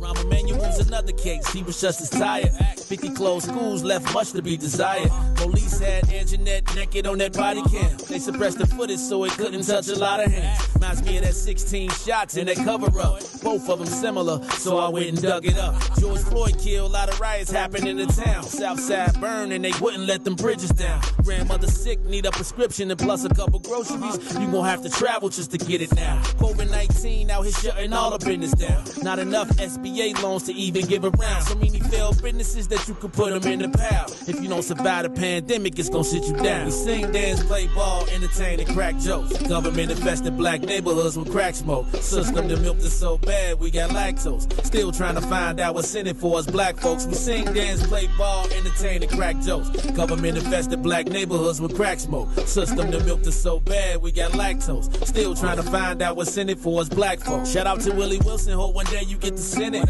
We need some different players in the game to handle business. Too many shady characters like Madigan and Blago. But when you really break it down, it's typical Chicago. City full of gangsters, it's what the land was built on. Same streets with hood legends, DNA get spilled on. Carjackers out here lurking, trying to get they steal on. Looking for a block to put them Hellcat wheels on. Let us give bogus appraisals a red line. Car crackers out here getting minimal fair time. Enough to seal carry, I stay with the pipe. But Illinois gun laws giving minimal rights. Stay up on the swivel, make sure I'm moving tight. Check all of my mirrors when I pull up to the light. Pick my homie up from out of town, man, he caught a flight. He was hella nervous, told him, shorty, this is a way of life. We sing, dance, play ball, entertain, and crack jokes. Government infested black neighborhoods with crack smoke. System that milked us so bad, we got lactose. Still trying to find out what's in it for us black folks. We sing, dance, play ball, entertain, and crack jokes. Government infested black neighborhoods with crack smoke. System that milked us so bad, we got lactose. Still trying to find out what's in it for us black folks.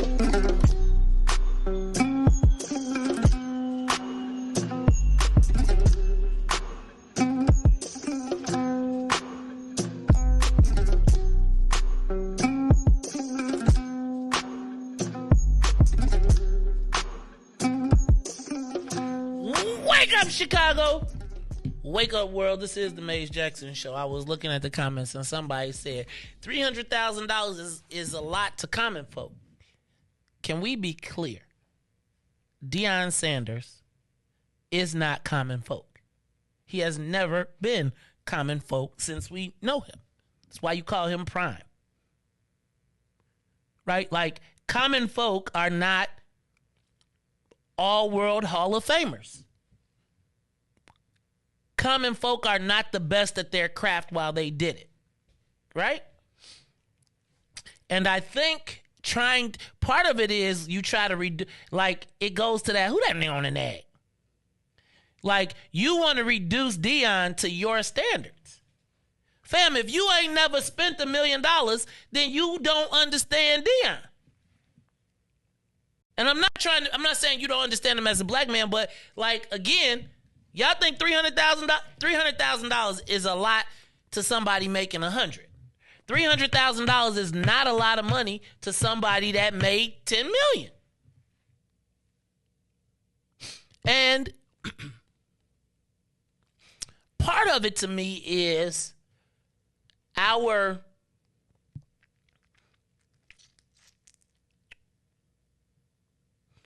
Riis, you know how people be happy for you, but they don't really.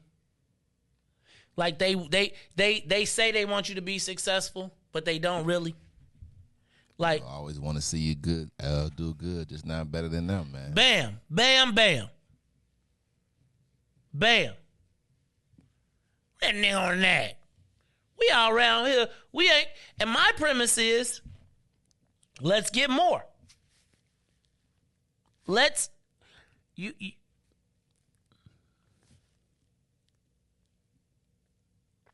Deion was in an employer-employee relationship, and his value skyrocketed. Call it capitalism, call it whatever it is. You buy low, you sell high. Jackson State bought low. Deion sold himself low because he bet on himself. He said, I can come to this country-ass school, bring top talent, and prove to all these people I can coach with not... Yeah, and I swear to God, y'all acting like Jackson State is Alabama. Did the kids that were there while he was there lose or win? If you spent 3 years with Coach Prime, did it make your life better? Your life better? No, $1 million ain't nothing. I jagged $1 million in 6 months.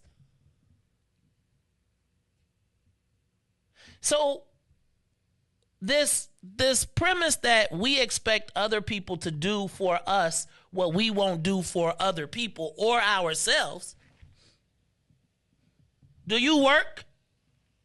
Do you think Coach Prime he studied film? Do you think he worked beyond what the salary they paid him was?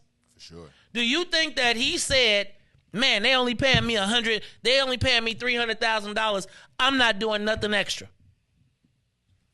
I can get my job done in 20 minutes. Look, I can put this team on the field, right?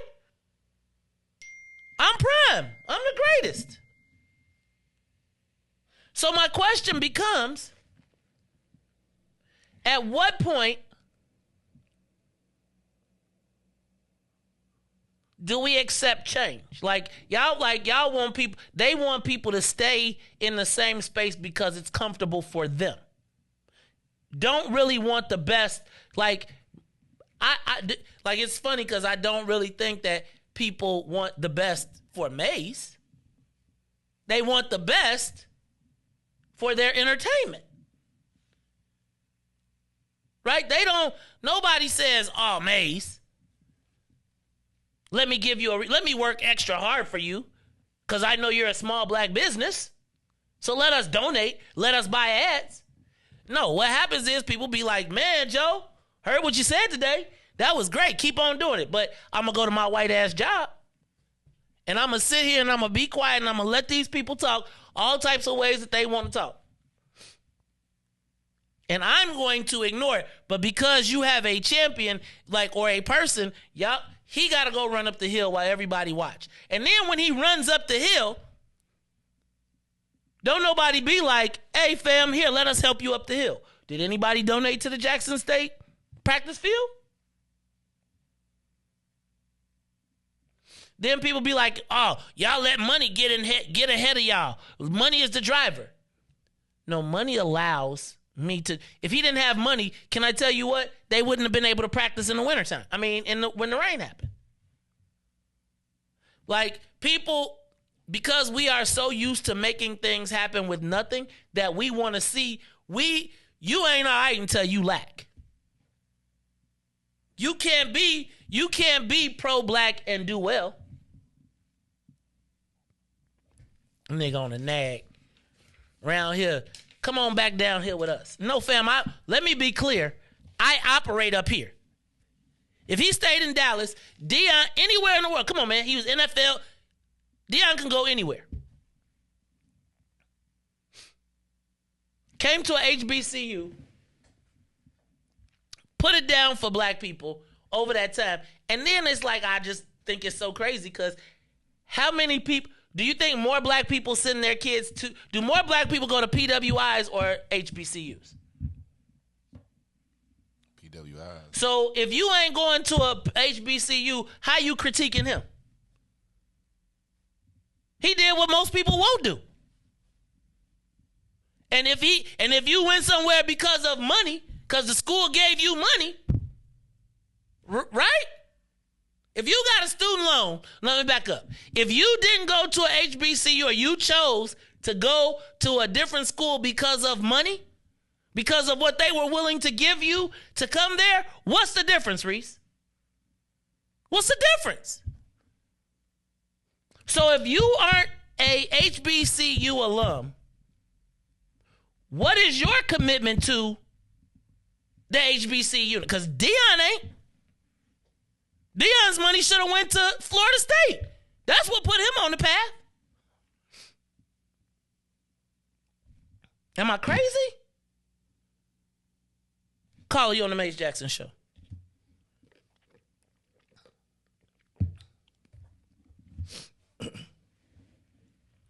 Caller. Hello? Oh, changed your mind? A little nervous? Anybody else up there? Caller? Hola, caller. Hello? Hello? Hey, can you hear me? I can. Hi, this is Carletta Kelly May. Hey, Carletta. How you doing, sis? I'm good. Hey, listen, on topic, but a little bit off. So I watched the Big Payback documentary this past weekend about the reparations documentary in Evanston and how that happened. There was a sister, Robin Ruth Simmons, who led that as alderman, right, in Evanston for the reparations program. What was interesting about the documentary is not only showed what she did, but it also showed those black folks who lived in Evanston, some black folks who were opposed to the reparations initiative, right? So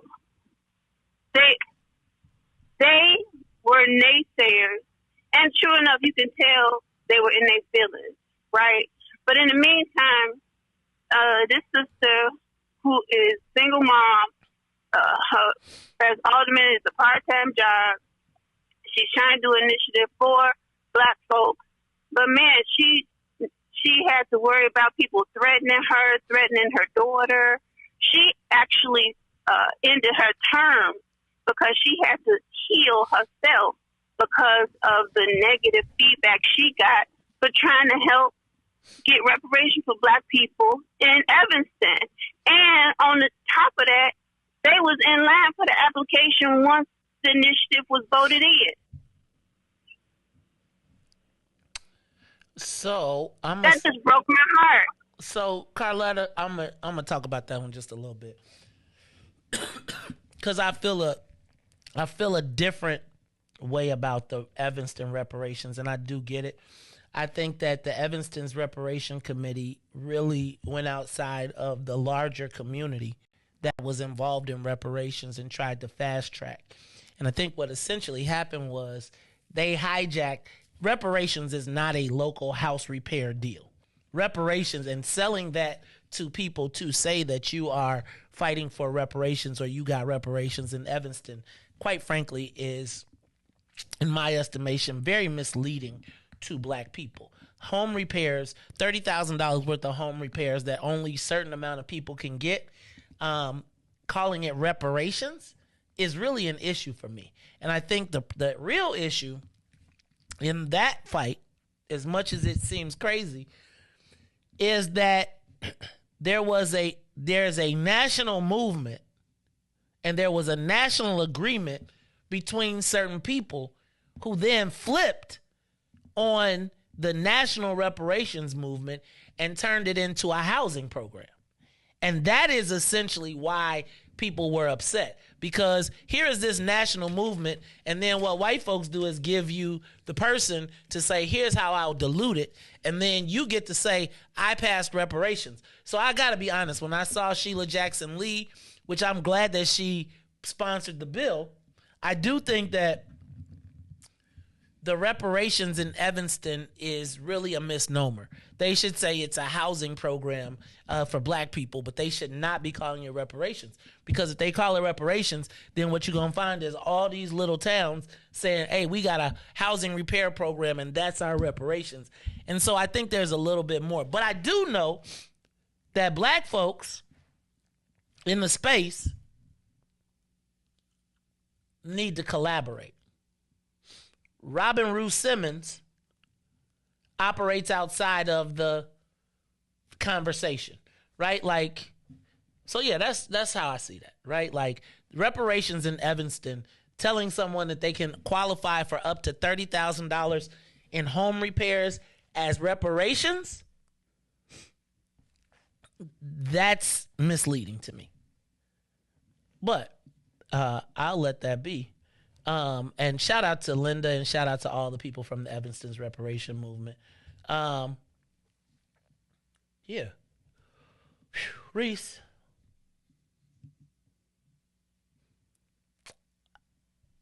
I take Deion personally. I cannot lie. I take the Deion situation personally because nobody asked him to do what he did. He decided to do it on his own.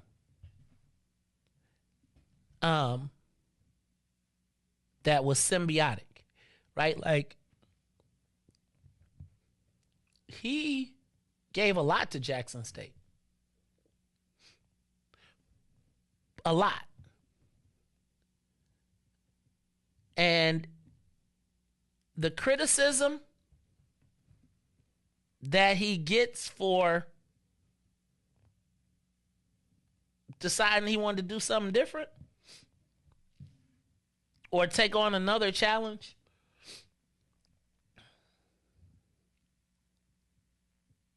where in his mind, he feels that he can elevate and do more. It's kind of like me. Riis, I feel like I can do this radio show all day long. And it'll be great for everybody here, and y'all will cheer for me. But when the rent is due, when the paycheck is coming, nobody cares that all these things that I talked about or did are reasons that I can't pay. I mean, not that I can't pay, but that the station doesn't make money. Riis, I was thinking about, remember this station started with, we had 12 hours of programming every day. 12 hours of programming every single day. We didn't charge anybody. Matter of fact, we paid for the producer. We paid to build out the studio for everybody. You had an idea, you wanted to come with a show, we gave it to you. I would be crawling around the floor, setting up stuff for people, doing everything it could to make sure that there was a platform for black people. Right? A place where black people all day could look at programming.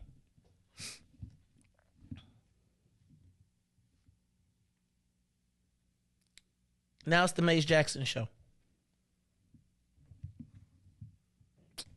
No shade to anybody. But people was like, man, how long I'm going to do this for free? Here I am doing it for the cause. right? For black people. So I'm going to pay for your producer.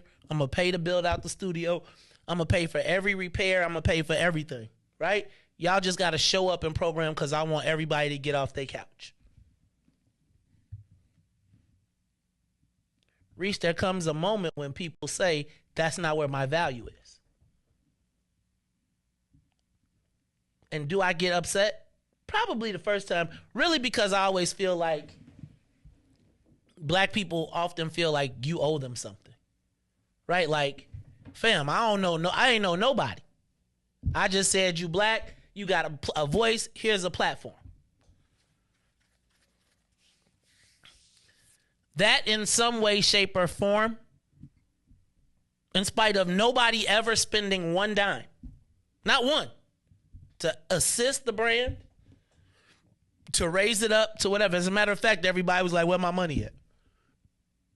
Why come I can't get no stars? Hey, fam, you use lights, TV, whatever. I'm not tripping. And quite frankly, I tried to pay everybody out so you couldn't say, except for the one who tried to act up crazy in my office. But that's a whole nother story. And even in spite of that, in spite of after doing it and people talking crazy and going out and being like, Maze ain't jackbone, he garbage, he did this to me. Fam, I never, not once, nobody contributed to anything. But everybody was critical of what should be done, what I didn't do, how I should have done it, etc. Then the people who was on the broadcast, listeners and family, would be running around talking about stuff that they heard or whatever. Every day, still. Built for black people.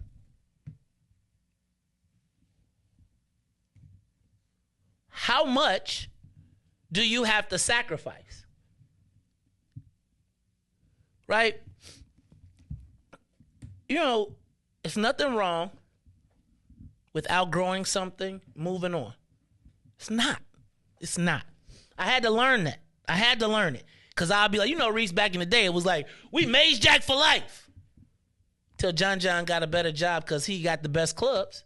Then you gonna go, and then somebody who was my assistant then goes on to be John's assistant. Right? With all my rules, all my information, everything that I know. And shares but guess what, Riis? It's part of the cycle. You gotta, I really do take this. I take this Deion thing personally. Obviously, like I told you before, there's levels to it. But let me ask you, what have you done for your own liberation? What have you done to free yourself or to assist other people as they are trying to free you? Not free you, but trying to raise your awareness.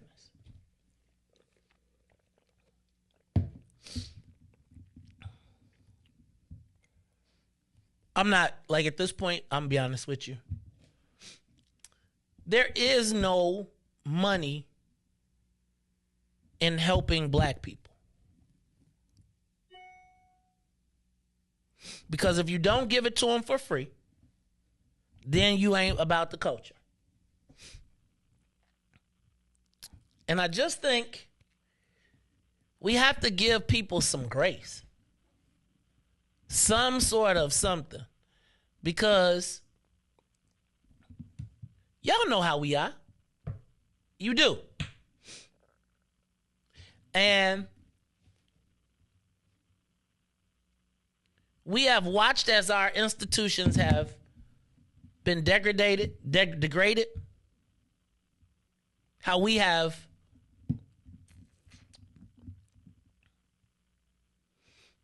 there is this premise that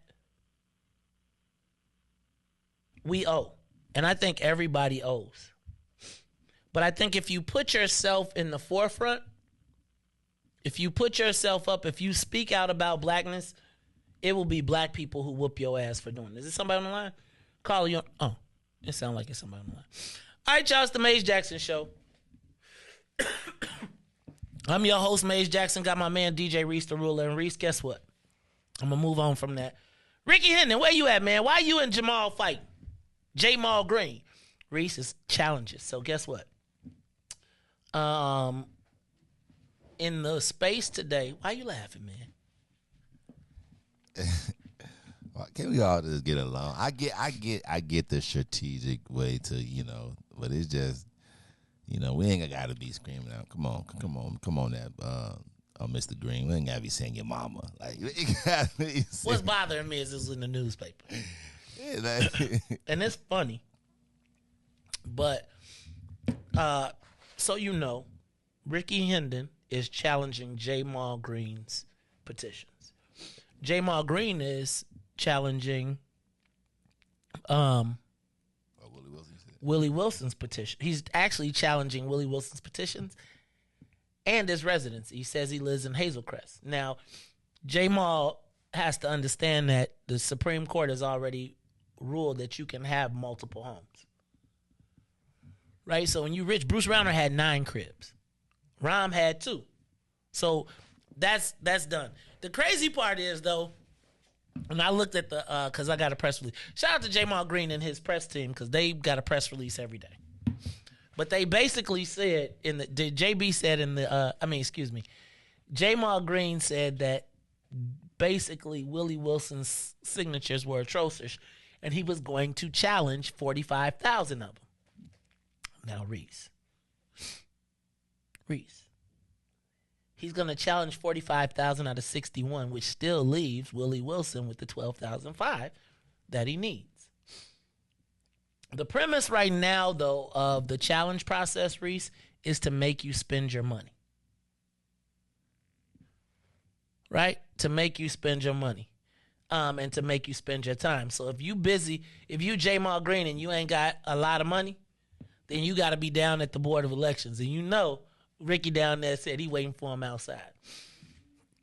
I also want to know what are the aldermanic races to watch. The 4th Ward, the 5th Ward, the 6th Ward, and the 21st Ward are all open seats.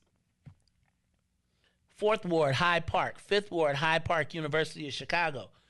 6th Ward, Chatham. And that race is going to come down to, have you seen, who's in the race in Chatham?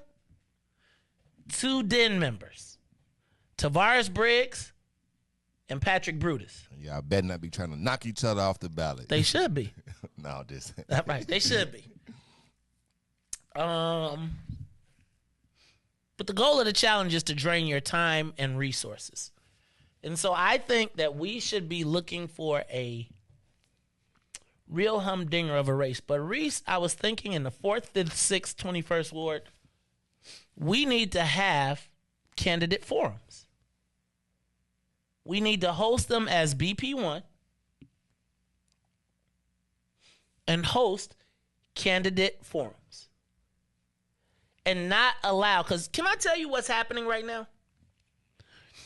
Right now, white people are lining up to pick the new black people.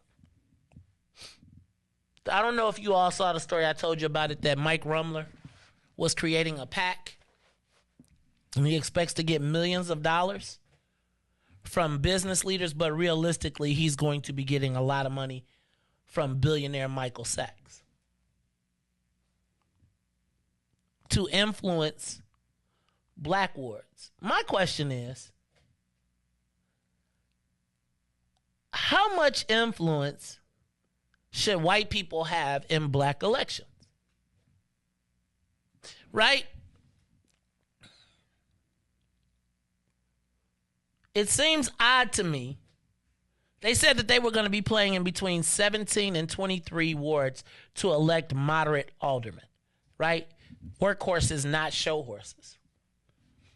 How many of our black, and this is actually going to go to the bad question. Riis, how many black people who want to win will pledge their allegiance to Michael Sachs to get that money, to get the billionaire money in black races? And should we hold them accountable for that? See, there's the belief or the opinion, and I want to point this out real quick. Riis, do you know that the billionaires put black people on the payroll for moments like this? So what you'll see in the next over the next couple of months is be prepared for black people who are on the payroll to start attacking black aldermanic candidates. Now, some of our most trusted, loyal, pro-black people are not honest brokers.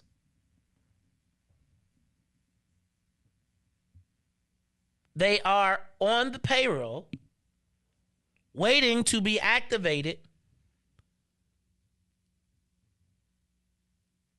in effect against our community, or not against our community.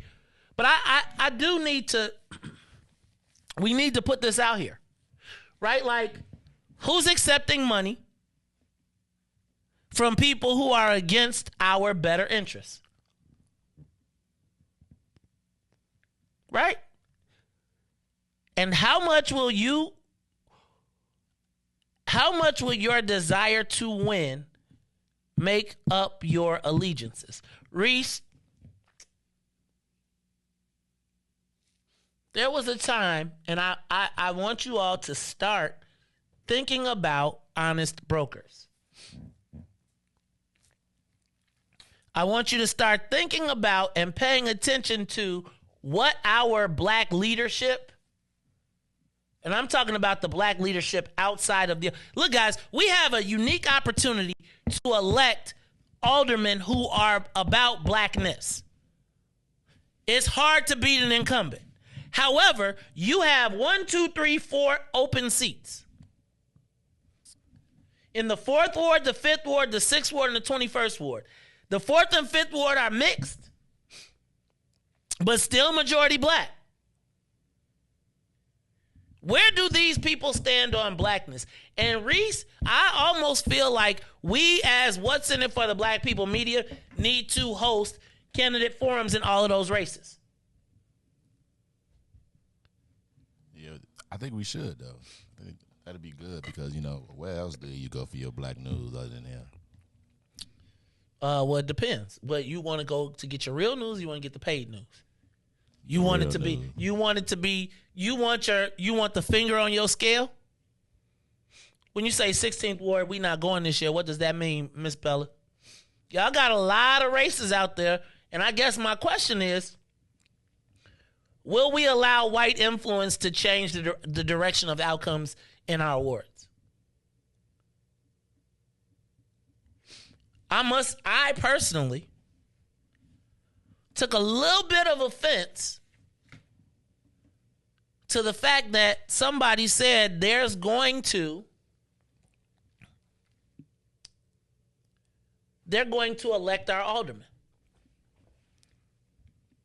And Riis, with millions of dollars, with the billionaire on your team, we're going to see how many of these people right here will hold, all these aldermanic candidates will operate in the same standard that they're trying to hold Deion to.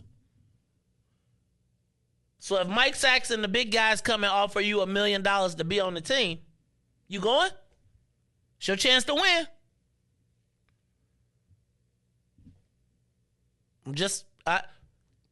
Would you live up to the same standard that you hold somebody else to?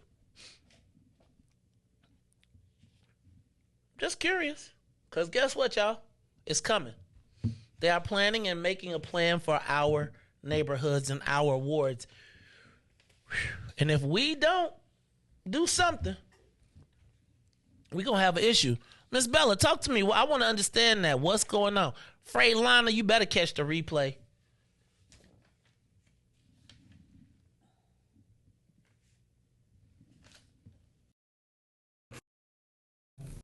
Yeah, it's the Maze Jackson Show. I'm your host, Maze Jackson. Got my man, DJ Riis, the ruler. Riis, I took Deion personal. Because I truly believe that you will never be able to do enough for the people who won't do anything. You will never be able to do enough for the people who aren't willing to do anything. And I just want to point this out to y'all real quick. As a small black business owner, we struggle. We struggle to make ends meet. I heard somebody say, why you don't provide health care? Do you know how much it costs? Now, essentially, I tell people you should use Obamacare because that's what it's about, right? But I want you to be clear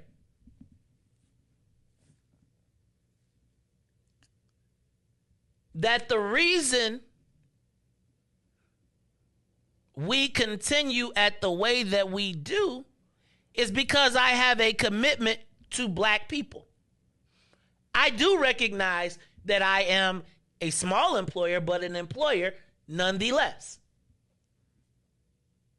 And I have attempted, with the minimal resources that I have, and quite frankly, my family's money, to keep this thing afloat. I have a granddaughter, I have a wife, I have a son and a daughter in college. We spend $50,000 a year right here on this station just to be on the air. That comes out of my family. And y'all will be like, so you chose to do it. You knew what the deal was. Which is why I take this Deion thing so personal. Because people will take and take and take and take. And then when you're all used up, they'll be like, that nigga wasn't nothing no way. No one will see the nights that the black person or the black business had to go beg, borrow, and steal to be able to make payroll. People look at black businesses and be like, yo, why you ain't treating me like IBM? Family, because do you know how black people support? Blackest radio station. I mean, realistically, we put everything in the universe on the table. And I appreciate when I have these moments and everybody responds, but y'all know what the deal is. Y'all know this is a year-round operation. You do. And many people will be like, Maze, don't go. Take away from your family. We don't care. Take away from the things that are your dreams and aspirations. We don't care. I don't want $50 or $100 a piece. That's not my point. My point is, it's like Riis always be thinking like, I don't want to have to tell you what you need to do. I often hope that you will do it. And then if I had to tell you to do it, I don't want you to do it. Right? Because everybody wants to play dumb. Everybody wants to play, everybody wants to play dumb. So let me ask a question. How many people right now would donate 50% of their salary, I don't care what you make, to the advancement of black boys? Now, I'm not talking about your savings. I ain't talking about 50% of the salary you make right now. How many of you,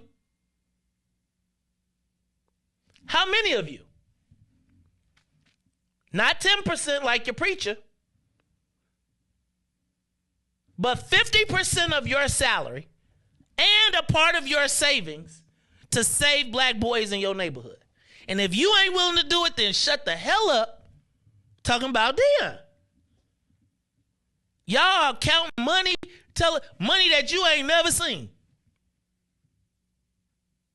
And I just think we run more people away trying to judge them than to say, damn, we got a $25 million man at Colorado. How we going to use that to our best advantage?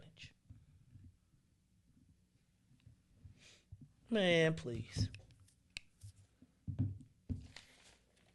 I appreciate you all. I love this thing of ours. But some days, sometimes I hear things that make me say, like, really? Like, really? Like, that's how y'all really feel? And it makes me, like, Riis, the way people are responding to Deion, and I'm clear I'm not at Deion's level, so let's be clear. But it makes me say, is that what they would say about me? 4 years. 4. Hey, Riis. 4 years paying out to have the radio component of the show. Okay? Then, in effort to do that, I gave up a salary. So now, not only is it $50,000 a year to be on air, then I lost, I can't believe Ty was getting paid more than me, but $35,000 a year on top of that. Right? And people would be like, you ain't did enough. On top of having employees for a hobby that does not generate money for the benefit of black awareness.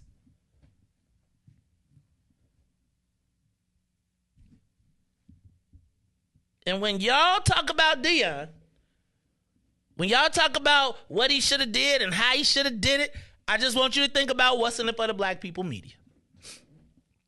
I want you to think about having no space. I want you to think about having no space, no place for black people to broadcast. So you build an institution, you build a space, you hire people. You say to everybody, come one, come all. It's yours, be out. Whatever you do it. That's how I know all of y'all. I have, half the people here are still supporting the other people that left here. I don't begrudge them that. I watch y'all as y'all post and people, I watch it all. Never once did anybody, I'm just telling you, watching how black folks treat black people that make sacrifices for their own benefit is really, and the way that people responded to Deion just makes you say, why do it? Like, why? Because you'll never do enough. Muggs will say, man, you got it. So what, you spent $250,000? Really? You got it? Can you trick it off like that for your people?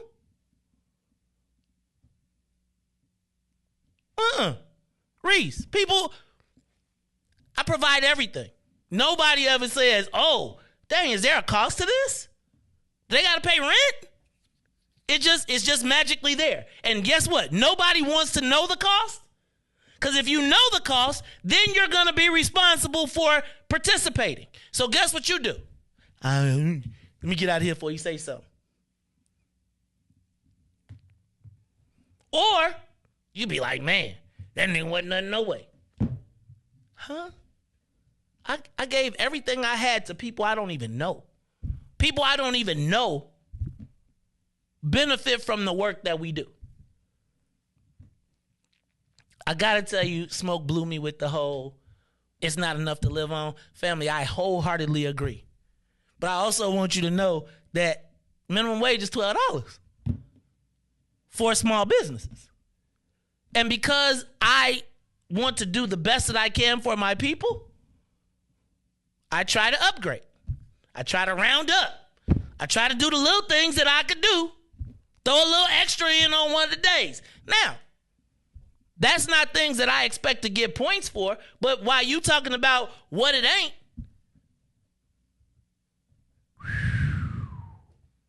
it's just tough, y'all.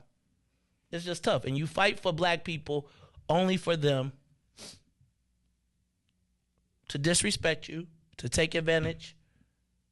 And then when you done and you say, I've had enough, you ain't shit.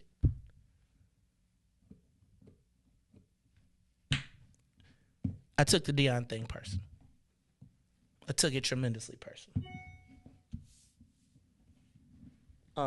And probably I shouldn't. But I do think about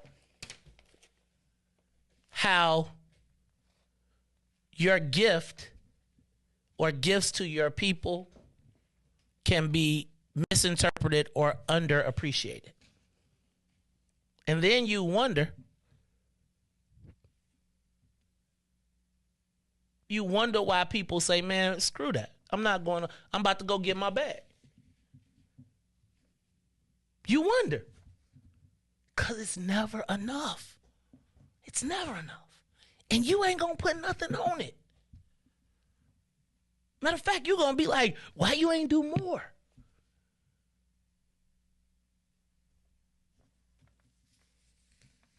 Your family takes the L. You love your people, and your family has to pay the price. Ask anybody that's been active for black people.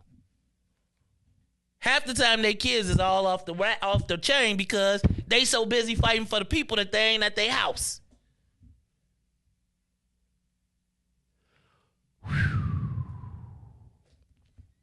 I do believe that your employees are your most valuable resource if they make themselves that. Your most valuable employees make your company have more value. They understand that the more value that the company has, the more money that I can pay. So if you ain't pushing the company forward, if you ain't maximizing it, if you ain't pushing the ball all the way to the limit, if you ain't generating new ideas, if you don't see a bottom line, if you ain't thinking about revenue, family, you are not helping. You are hiding.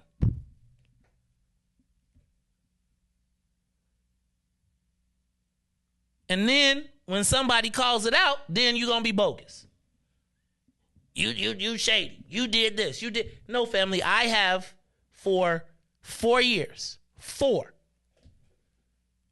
given to black people. Every day I get up at 4 o'clock in the morning for no money and pay people while I make nothing for black people. I'm not mad about it. But if you gonna curse me out when I say I've had enough, after I'm already 200 in,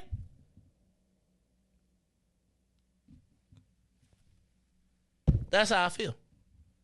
And this Deion thing, I'm just telling you, I took this Deion thing personal. Money's not free. I know we wish it would be, but it ain't. You think I could say that on payday? Your money is free. How many people with no paycheck would be here sacrificing for black people? Just asking. Because if you ain't willing to give, then don't hold nobody to a standard that you won't match yourself. Deion, let's be clear. Deion gave every single thing that he had to Jackson State while he was there. You can't say he was BSing. You can't say he put in 20 minutes. He put in whole Riis for year round. Deion was chasing down resources. Everybody else got a damn development department and a booster club. All of everybody, everything that Jackson State got was on his back, on his clout. And now all the Jackson State be like, oh, we was Jackson State before? No, fam. You were. I'm not tripping. Academically. But let's be clear. The only reason anybody cares about Jackson State football besides Jackson State alumni right now is because of Deion. Now, all the Jackson State people in the world could be like, we JSU, we da-da-da-da-da-da-da-da. And this is not a diss because you know I feel like I'm an honorary alumni of Jackson State. They always take good care of me. But when I hear or see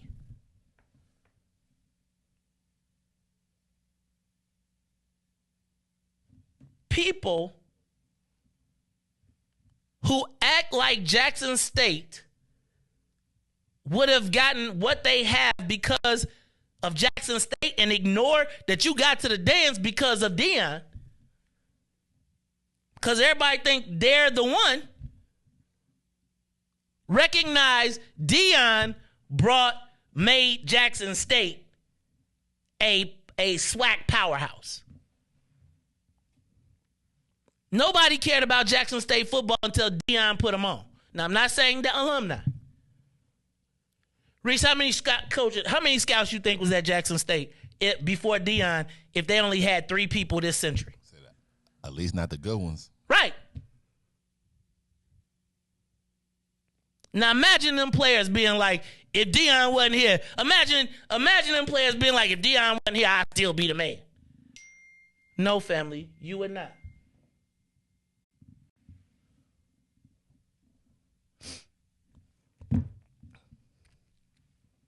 I took this Deion Sanders personal. Clearly, you could tell. I did because I just feel like people be like, it's a money tree somewhere. Like, how many black people have the ability to sustain lack of profitability? If I tell you, Riis, that I need you to spend $5,000 a month with no return on investment for black people, I just said, Riis, why don't you volunteer half your salary? No? Not all these people that love you, everybody that came to both fields, you mean to tell me that you ain't gonna do it for free?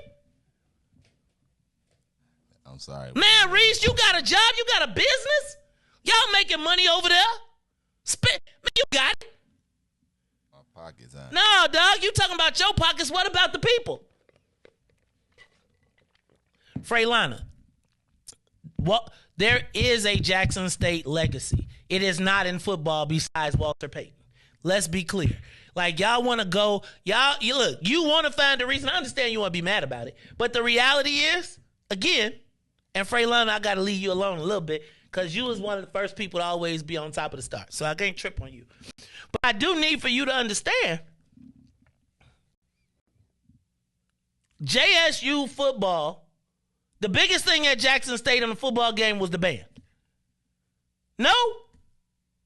I'm just going to tell you, when they played at the Chicago Football Classic, they had a bomb tailgate. Jackson State Jackson State alumni are the most hospitable out of all the HBCUs, and I hope that this is not getting me banned as an honorary alumni. But I just need for y'all to understand.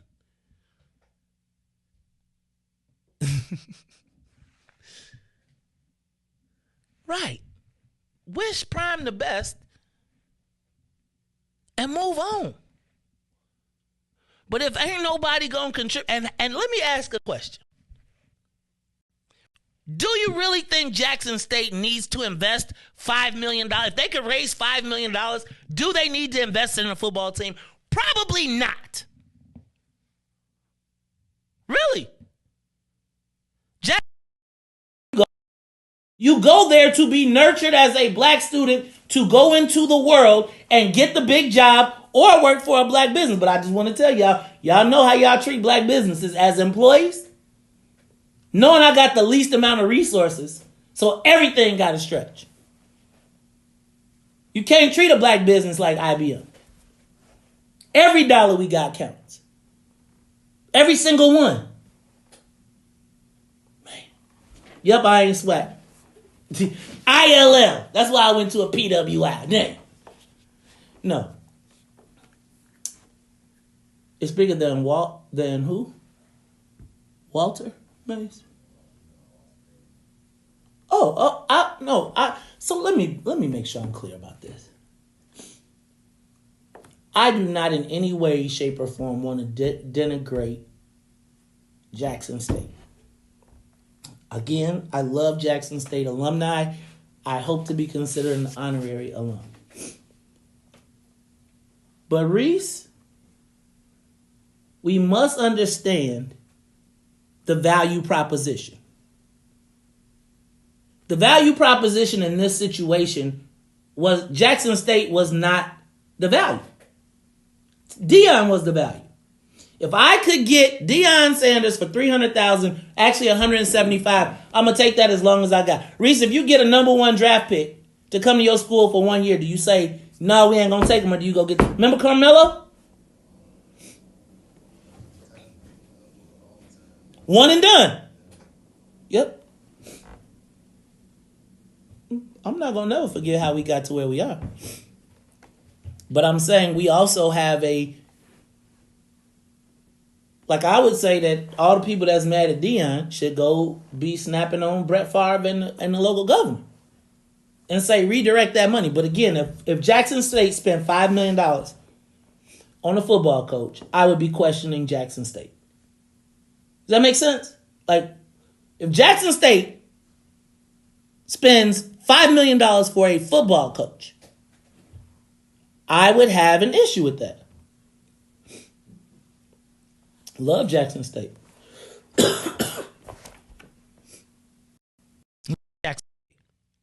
But I want to be clear. When's the last time you watched them on ESPN? When's the last time you seen them on a Saturday game? Only when Deion did it. But it's funny because the people at Jackson State would be like, man, we did this ourselves. No, family. You had a come up. Now, you can look a come up in the mouth and be like, you was the special one. And y'all, Jackson State, family, it was symbiotic. They both got something out of it. And that's, the problem is, we don't often get that. So what we get, we have a problem because we don't understand that relationships are supposed to be that way. We always think, just give me something. I don't want to pay for it. Do it on the blackness. And then when the entity can't sustain itself, then we'll be like, damn, we can't keep no black business. Man, I'm through with this. Look, y'all, this is the Maze Jackson Show. I'm your host, Maze Jackson. Got my man DJ Riis to rule on the ones and twos. Riis, they kind of blew me with the Jackson State thing.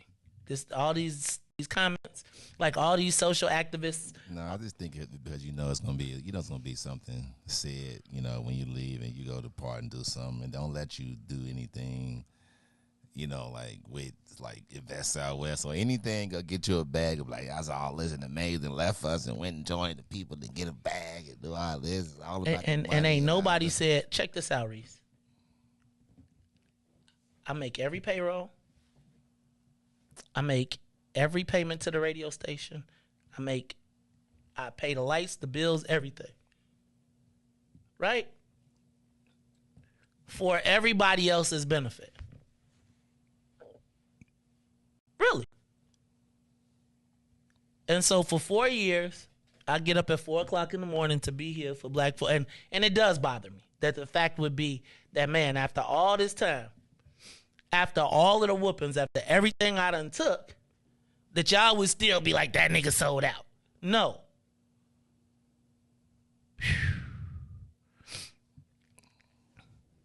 I think we can think different. I'm okay with that. But I think we are very quick to slam people. We are very quick to call people Uncle Toms and coons and all type of stuff, to ignore their contributions. We find it very easy to ignore everything that we saw of value. So all the stuff he did when you thought it was valuable, now that shit don't count no more? Like, them jackets went away? Does the practice field go away? Does the national attention go away? Yeah, that's going to go away. But that's not because of Deion. That's because Jackson State got to find another coach. They said, remember when Jay said, oh, you made Jay, make another Jay? Okay. Jay, make another Deion, if it wasn't him. Or maybe Deion has made it a sheet to show hey man, it can be more Deions. I need all of y'all to see that you won't. It's not just one of me. So I need y'all to to do the same. And it's more. I won't say it's more Deion's, but it could be more people like me. Like, I'm not the last one. Don't look at me as I was the savior. Everyone come in and save the program now. all that, HBCUs. So I just think, like, to me, I love it because he came in with a mission and he did what he had to do and he got the job done. He's in the history books as the only coach to have an undefeated season in the program history. So he left his legacy there. He's taking players that probably would have got drafted in the 5th round, and now these players are going to move on up at least 2-3 rounds, and now they're going to support their family, their community. He took people that before they got that there nigga doing on the net. Probably had niggas doing on the net. Getting, $30K a year working at that program, already doing it for the love. You know what I'm saying? They already put their time in for the love, and now it's time to say, all right, I made a path. I show how it's going to be done, and now, I'm going to move on. So, like I always say, if I ever had got fired from a job, I never was upset. And, like, people used to always ask me why. I said, because the majority of the jobs I got, it was through God. Like, I was in a position, I prayed, and he had gave it to me. Maybe my time at that job was up, but it opened the door for somebody that probably needed a job. So I always, look at the brighter side of things. When you look at it, he's taking players, he's taking coaches, but he also left a culture there. He also built a training facility there. So Jackson State will never be the same, but be better, actually.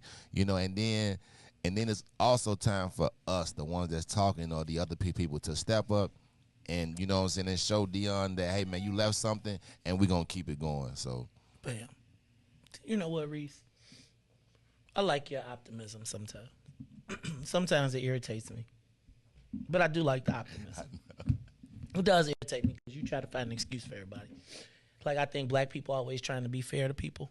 Extra fair. That's true, but that's because, just imagine you as your childhood. If you got beat all your childhood, when you have children, you're going to say, I'm not going to beat my children. And that's how we are. We've been beat so long, so we try to empathize, even though they don't empathize with us, but we try to say, hey, man, we understand your pain, Ronald, you said the only thing you disagree with is he took the players, including his son, with him. Let's be clear, the only reason they came was because he was there. Right? The players would have transferred anyway. They would have transferred, and so he took the people, like, and y'all mad because y'all say, what about the people that came there because of him? Well, they going with him. He came in there and told them people, y'all lost. And can I tell you one more thing? I love what Deion did for his kids.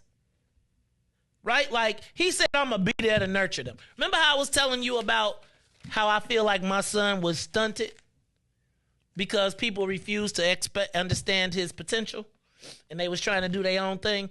Hey, man, I appreciate all of it. Like, I think of people who's a prime example. Like you said, man, he looked on the bench every time he shot a shot, and now he had a chance to up and leave, start, shoot the ball, all that. So now you want to say, hey, man, I need you to be here with St. Rita or whatever, where if you miss a shot, you get put out. You don't do this, you don't do that. But, hey, man, you can come over here where I got the green light for you, and then this can help you further your career, look for some schools for, like, colleges, all this. But no, I'm supposed to stay right here because I need to be faithful to this team, Nah, it's about time for him to, hey, man, I gave y'all them years. I'm coming over here and take what y'all didn't deserve, or if y'all didn't appreciate what I got. So now I'm over here. Now don't get upset with me now because I gave y'all 3 years already. 3 years. Eventually, it got to be about me, So, yeah. It's and most of the people that are against Deion, it's about them. It's I. Like, everybody's thing started with I wanted. I thought. And it's like, fam, we should be happy for Deion. And I want y'all to be clear. The Negro League was not owned by black people, so stop it. The Negro League was owned by those who should not be named. But I know that that's the convenient narrative. We know what happened.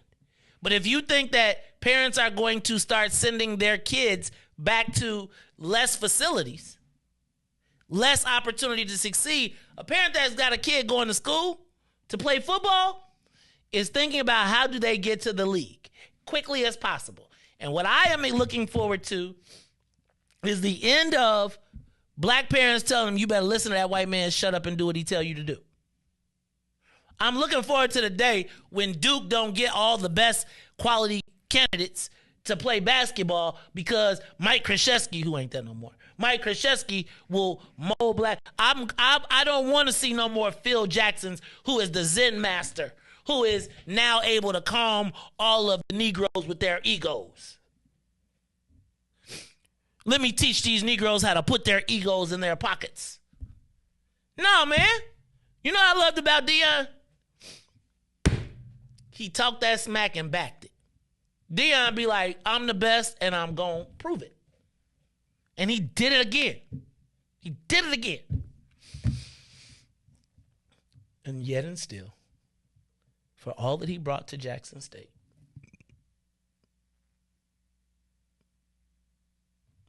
it's not the white people that are critiquing him.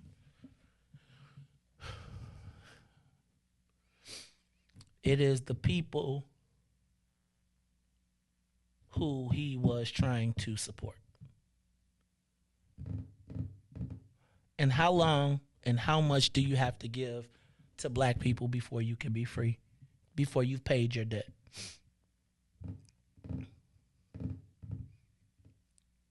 Can I ask this other thing? How many of y'all work for white people? And how many of y'all are as militant as y'all are on this broadcast in your white job? Riis, mugs be getting paid 30 grand. And if the white guys say chill out, you chilling. But now y'all gonna tell the $5 million? Man, please. All right, y'all, this is the Maze Jackson Show. I'm your host, Maze Jackson. Got my man, DJ Riis, the rule on the ones and twos. For Maze, Riis, and Ruthie, I am the host of the Maze Jackson Show, where every single day we ask the question, what's in it for the black people? And if you don't like it, you can still tell them. Maze said, we out of here. Peace. Let's get down to business and go ahead and address the facts, man. Lightfoot seems more lesbian than black.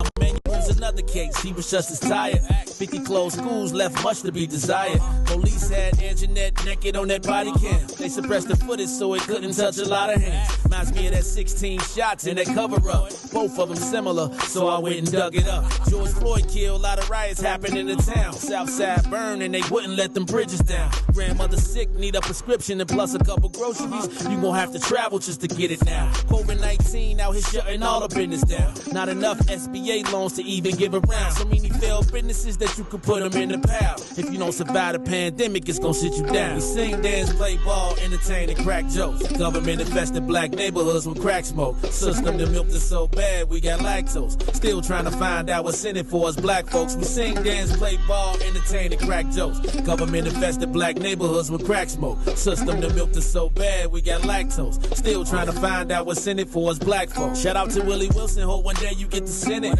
We need some different players in the game to handle business. Too many shady characters like Madigan and Blago. But when you really break it down, it's typical Chicago. City full of gangsters, it's what the land was built on. Same streets with hood legends, DNA get spilled on. Carjackers out here lurking, trying to get they steal on. Looking for a block to put them Hellcat wheels on. Let us give bogus appraisals a red line. Car crackers out here getting minimal fair time. And I'm concealed carry, I stay with the pipe. But Illinois gun laws giving minimal rights. Stay up on the swivel, make sure I'm moving tight. Check all of my mirrors when I pull up to the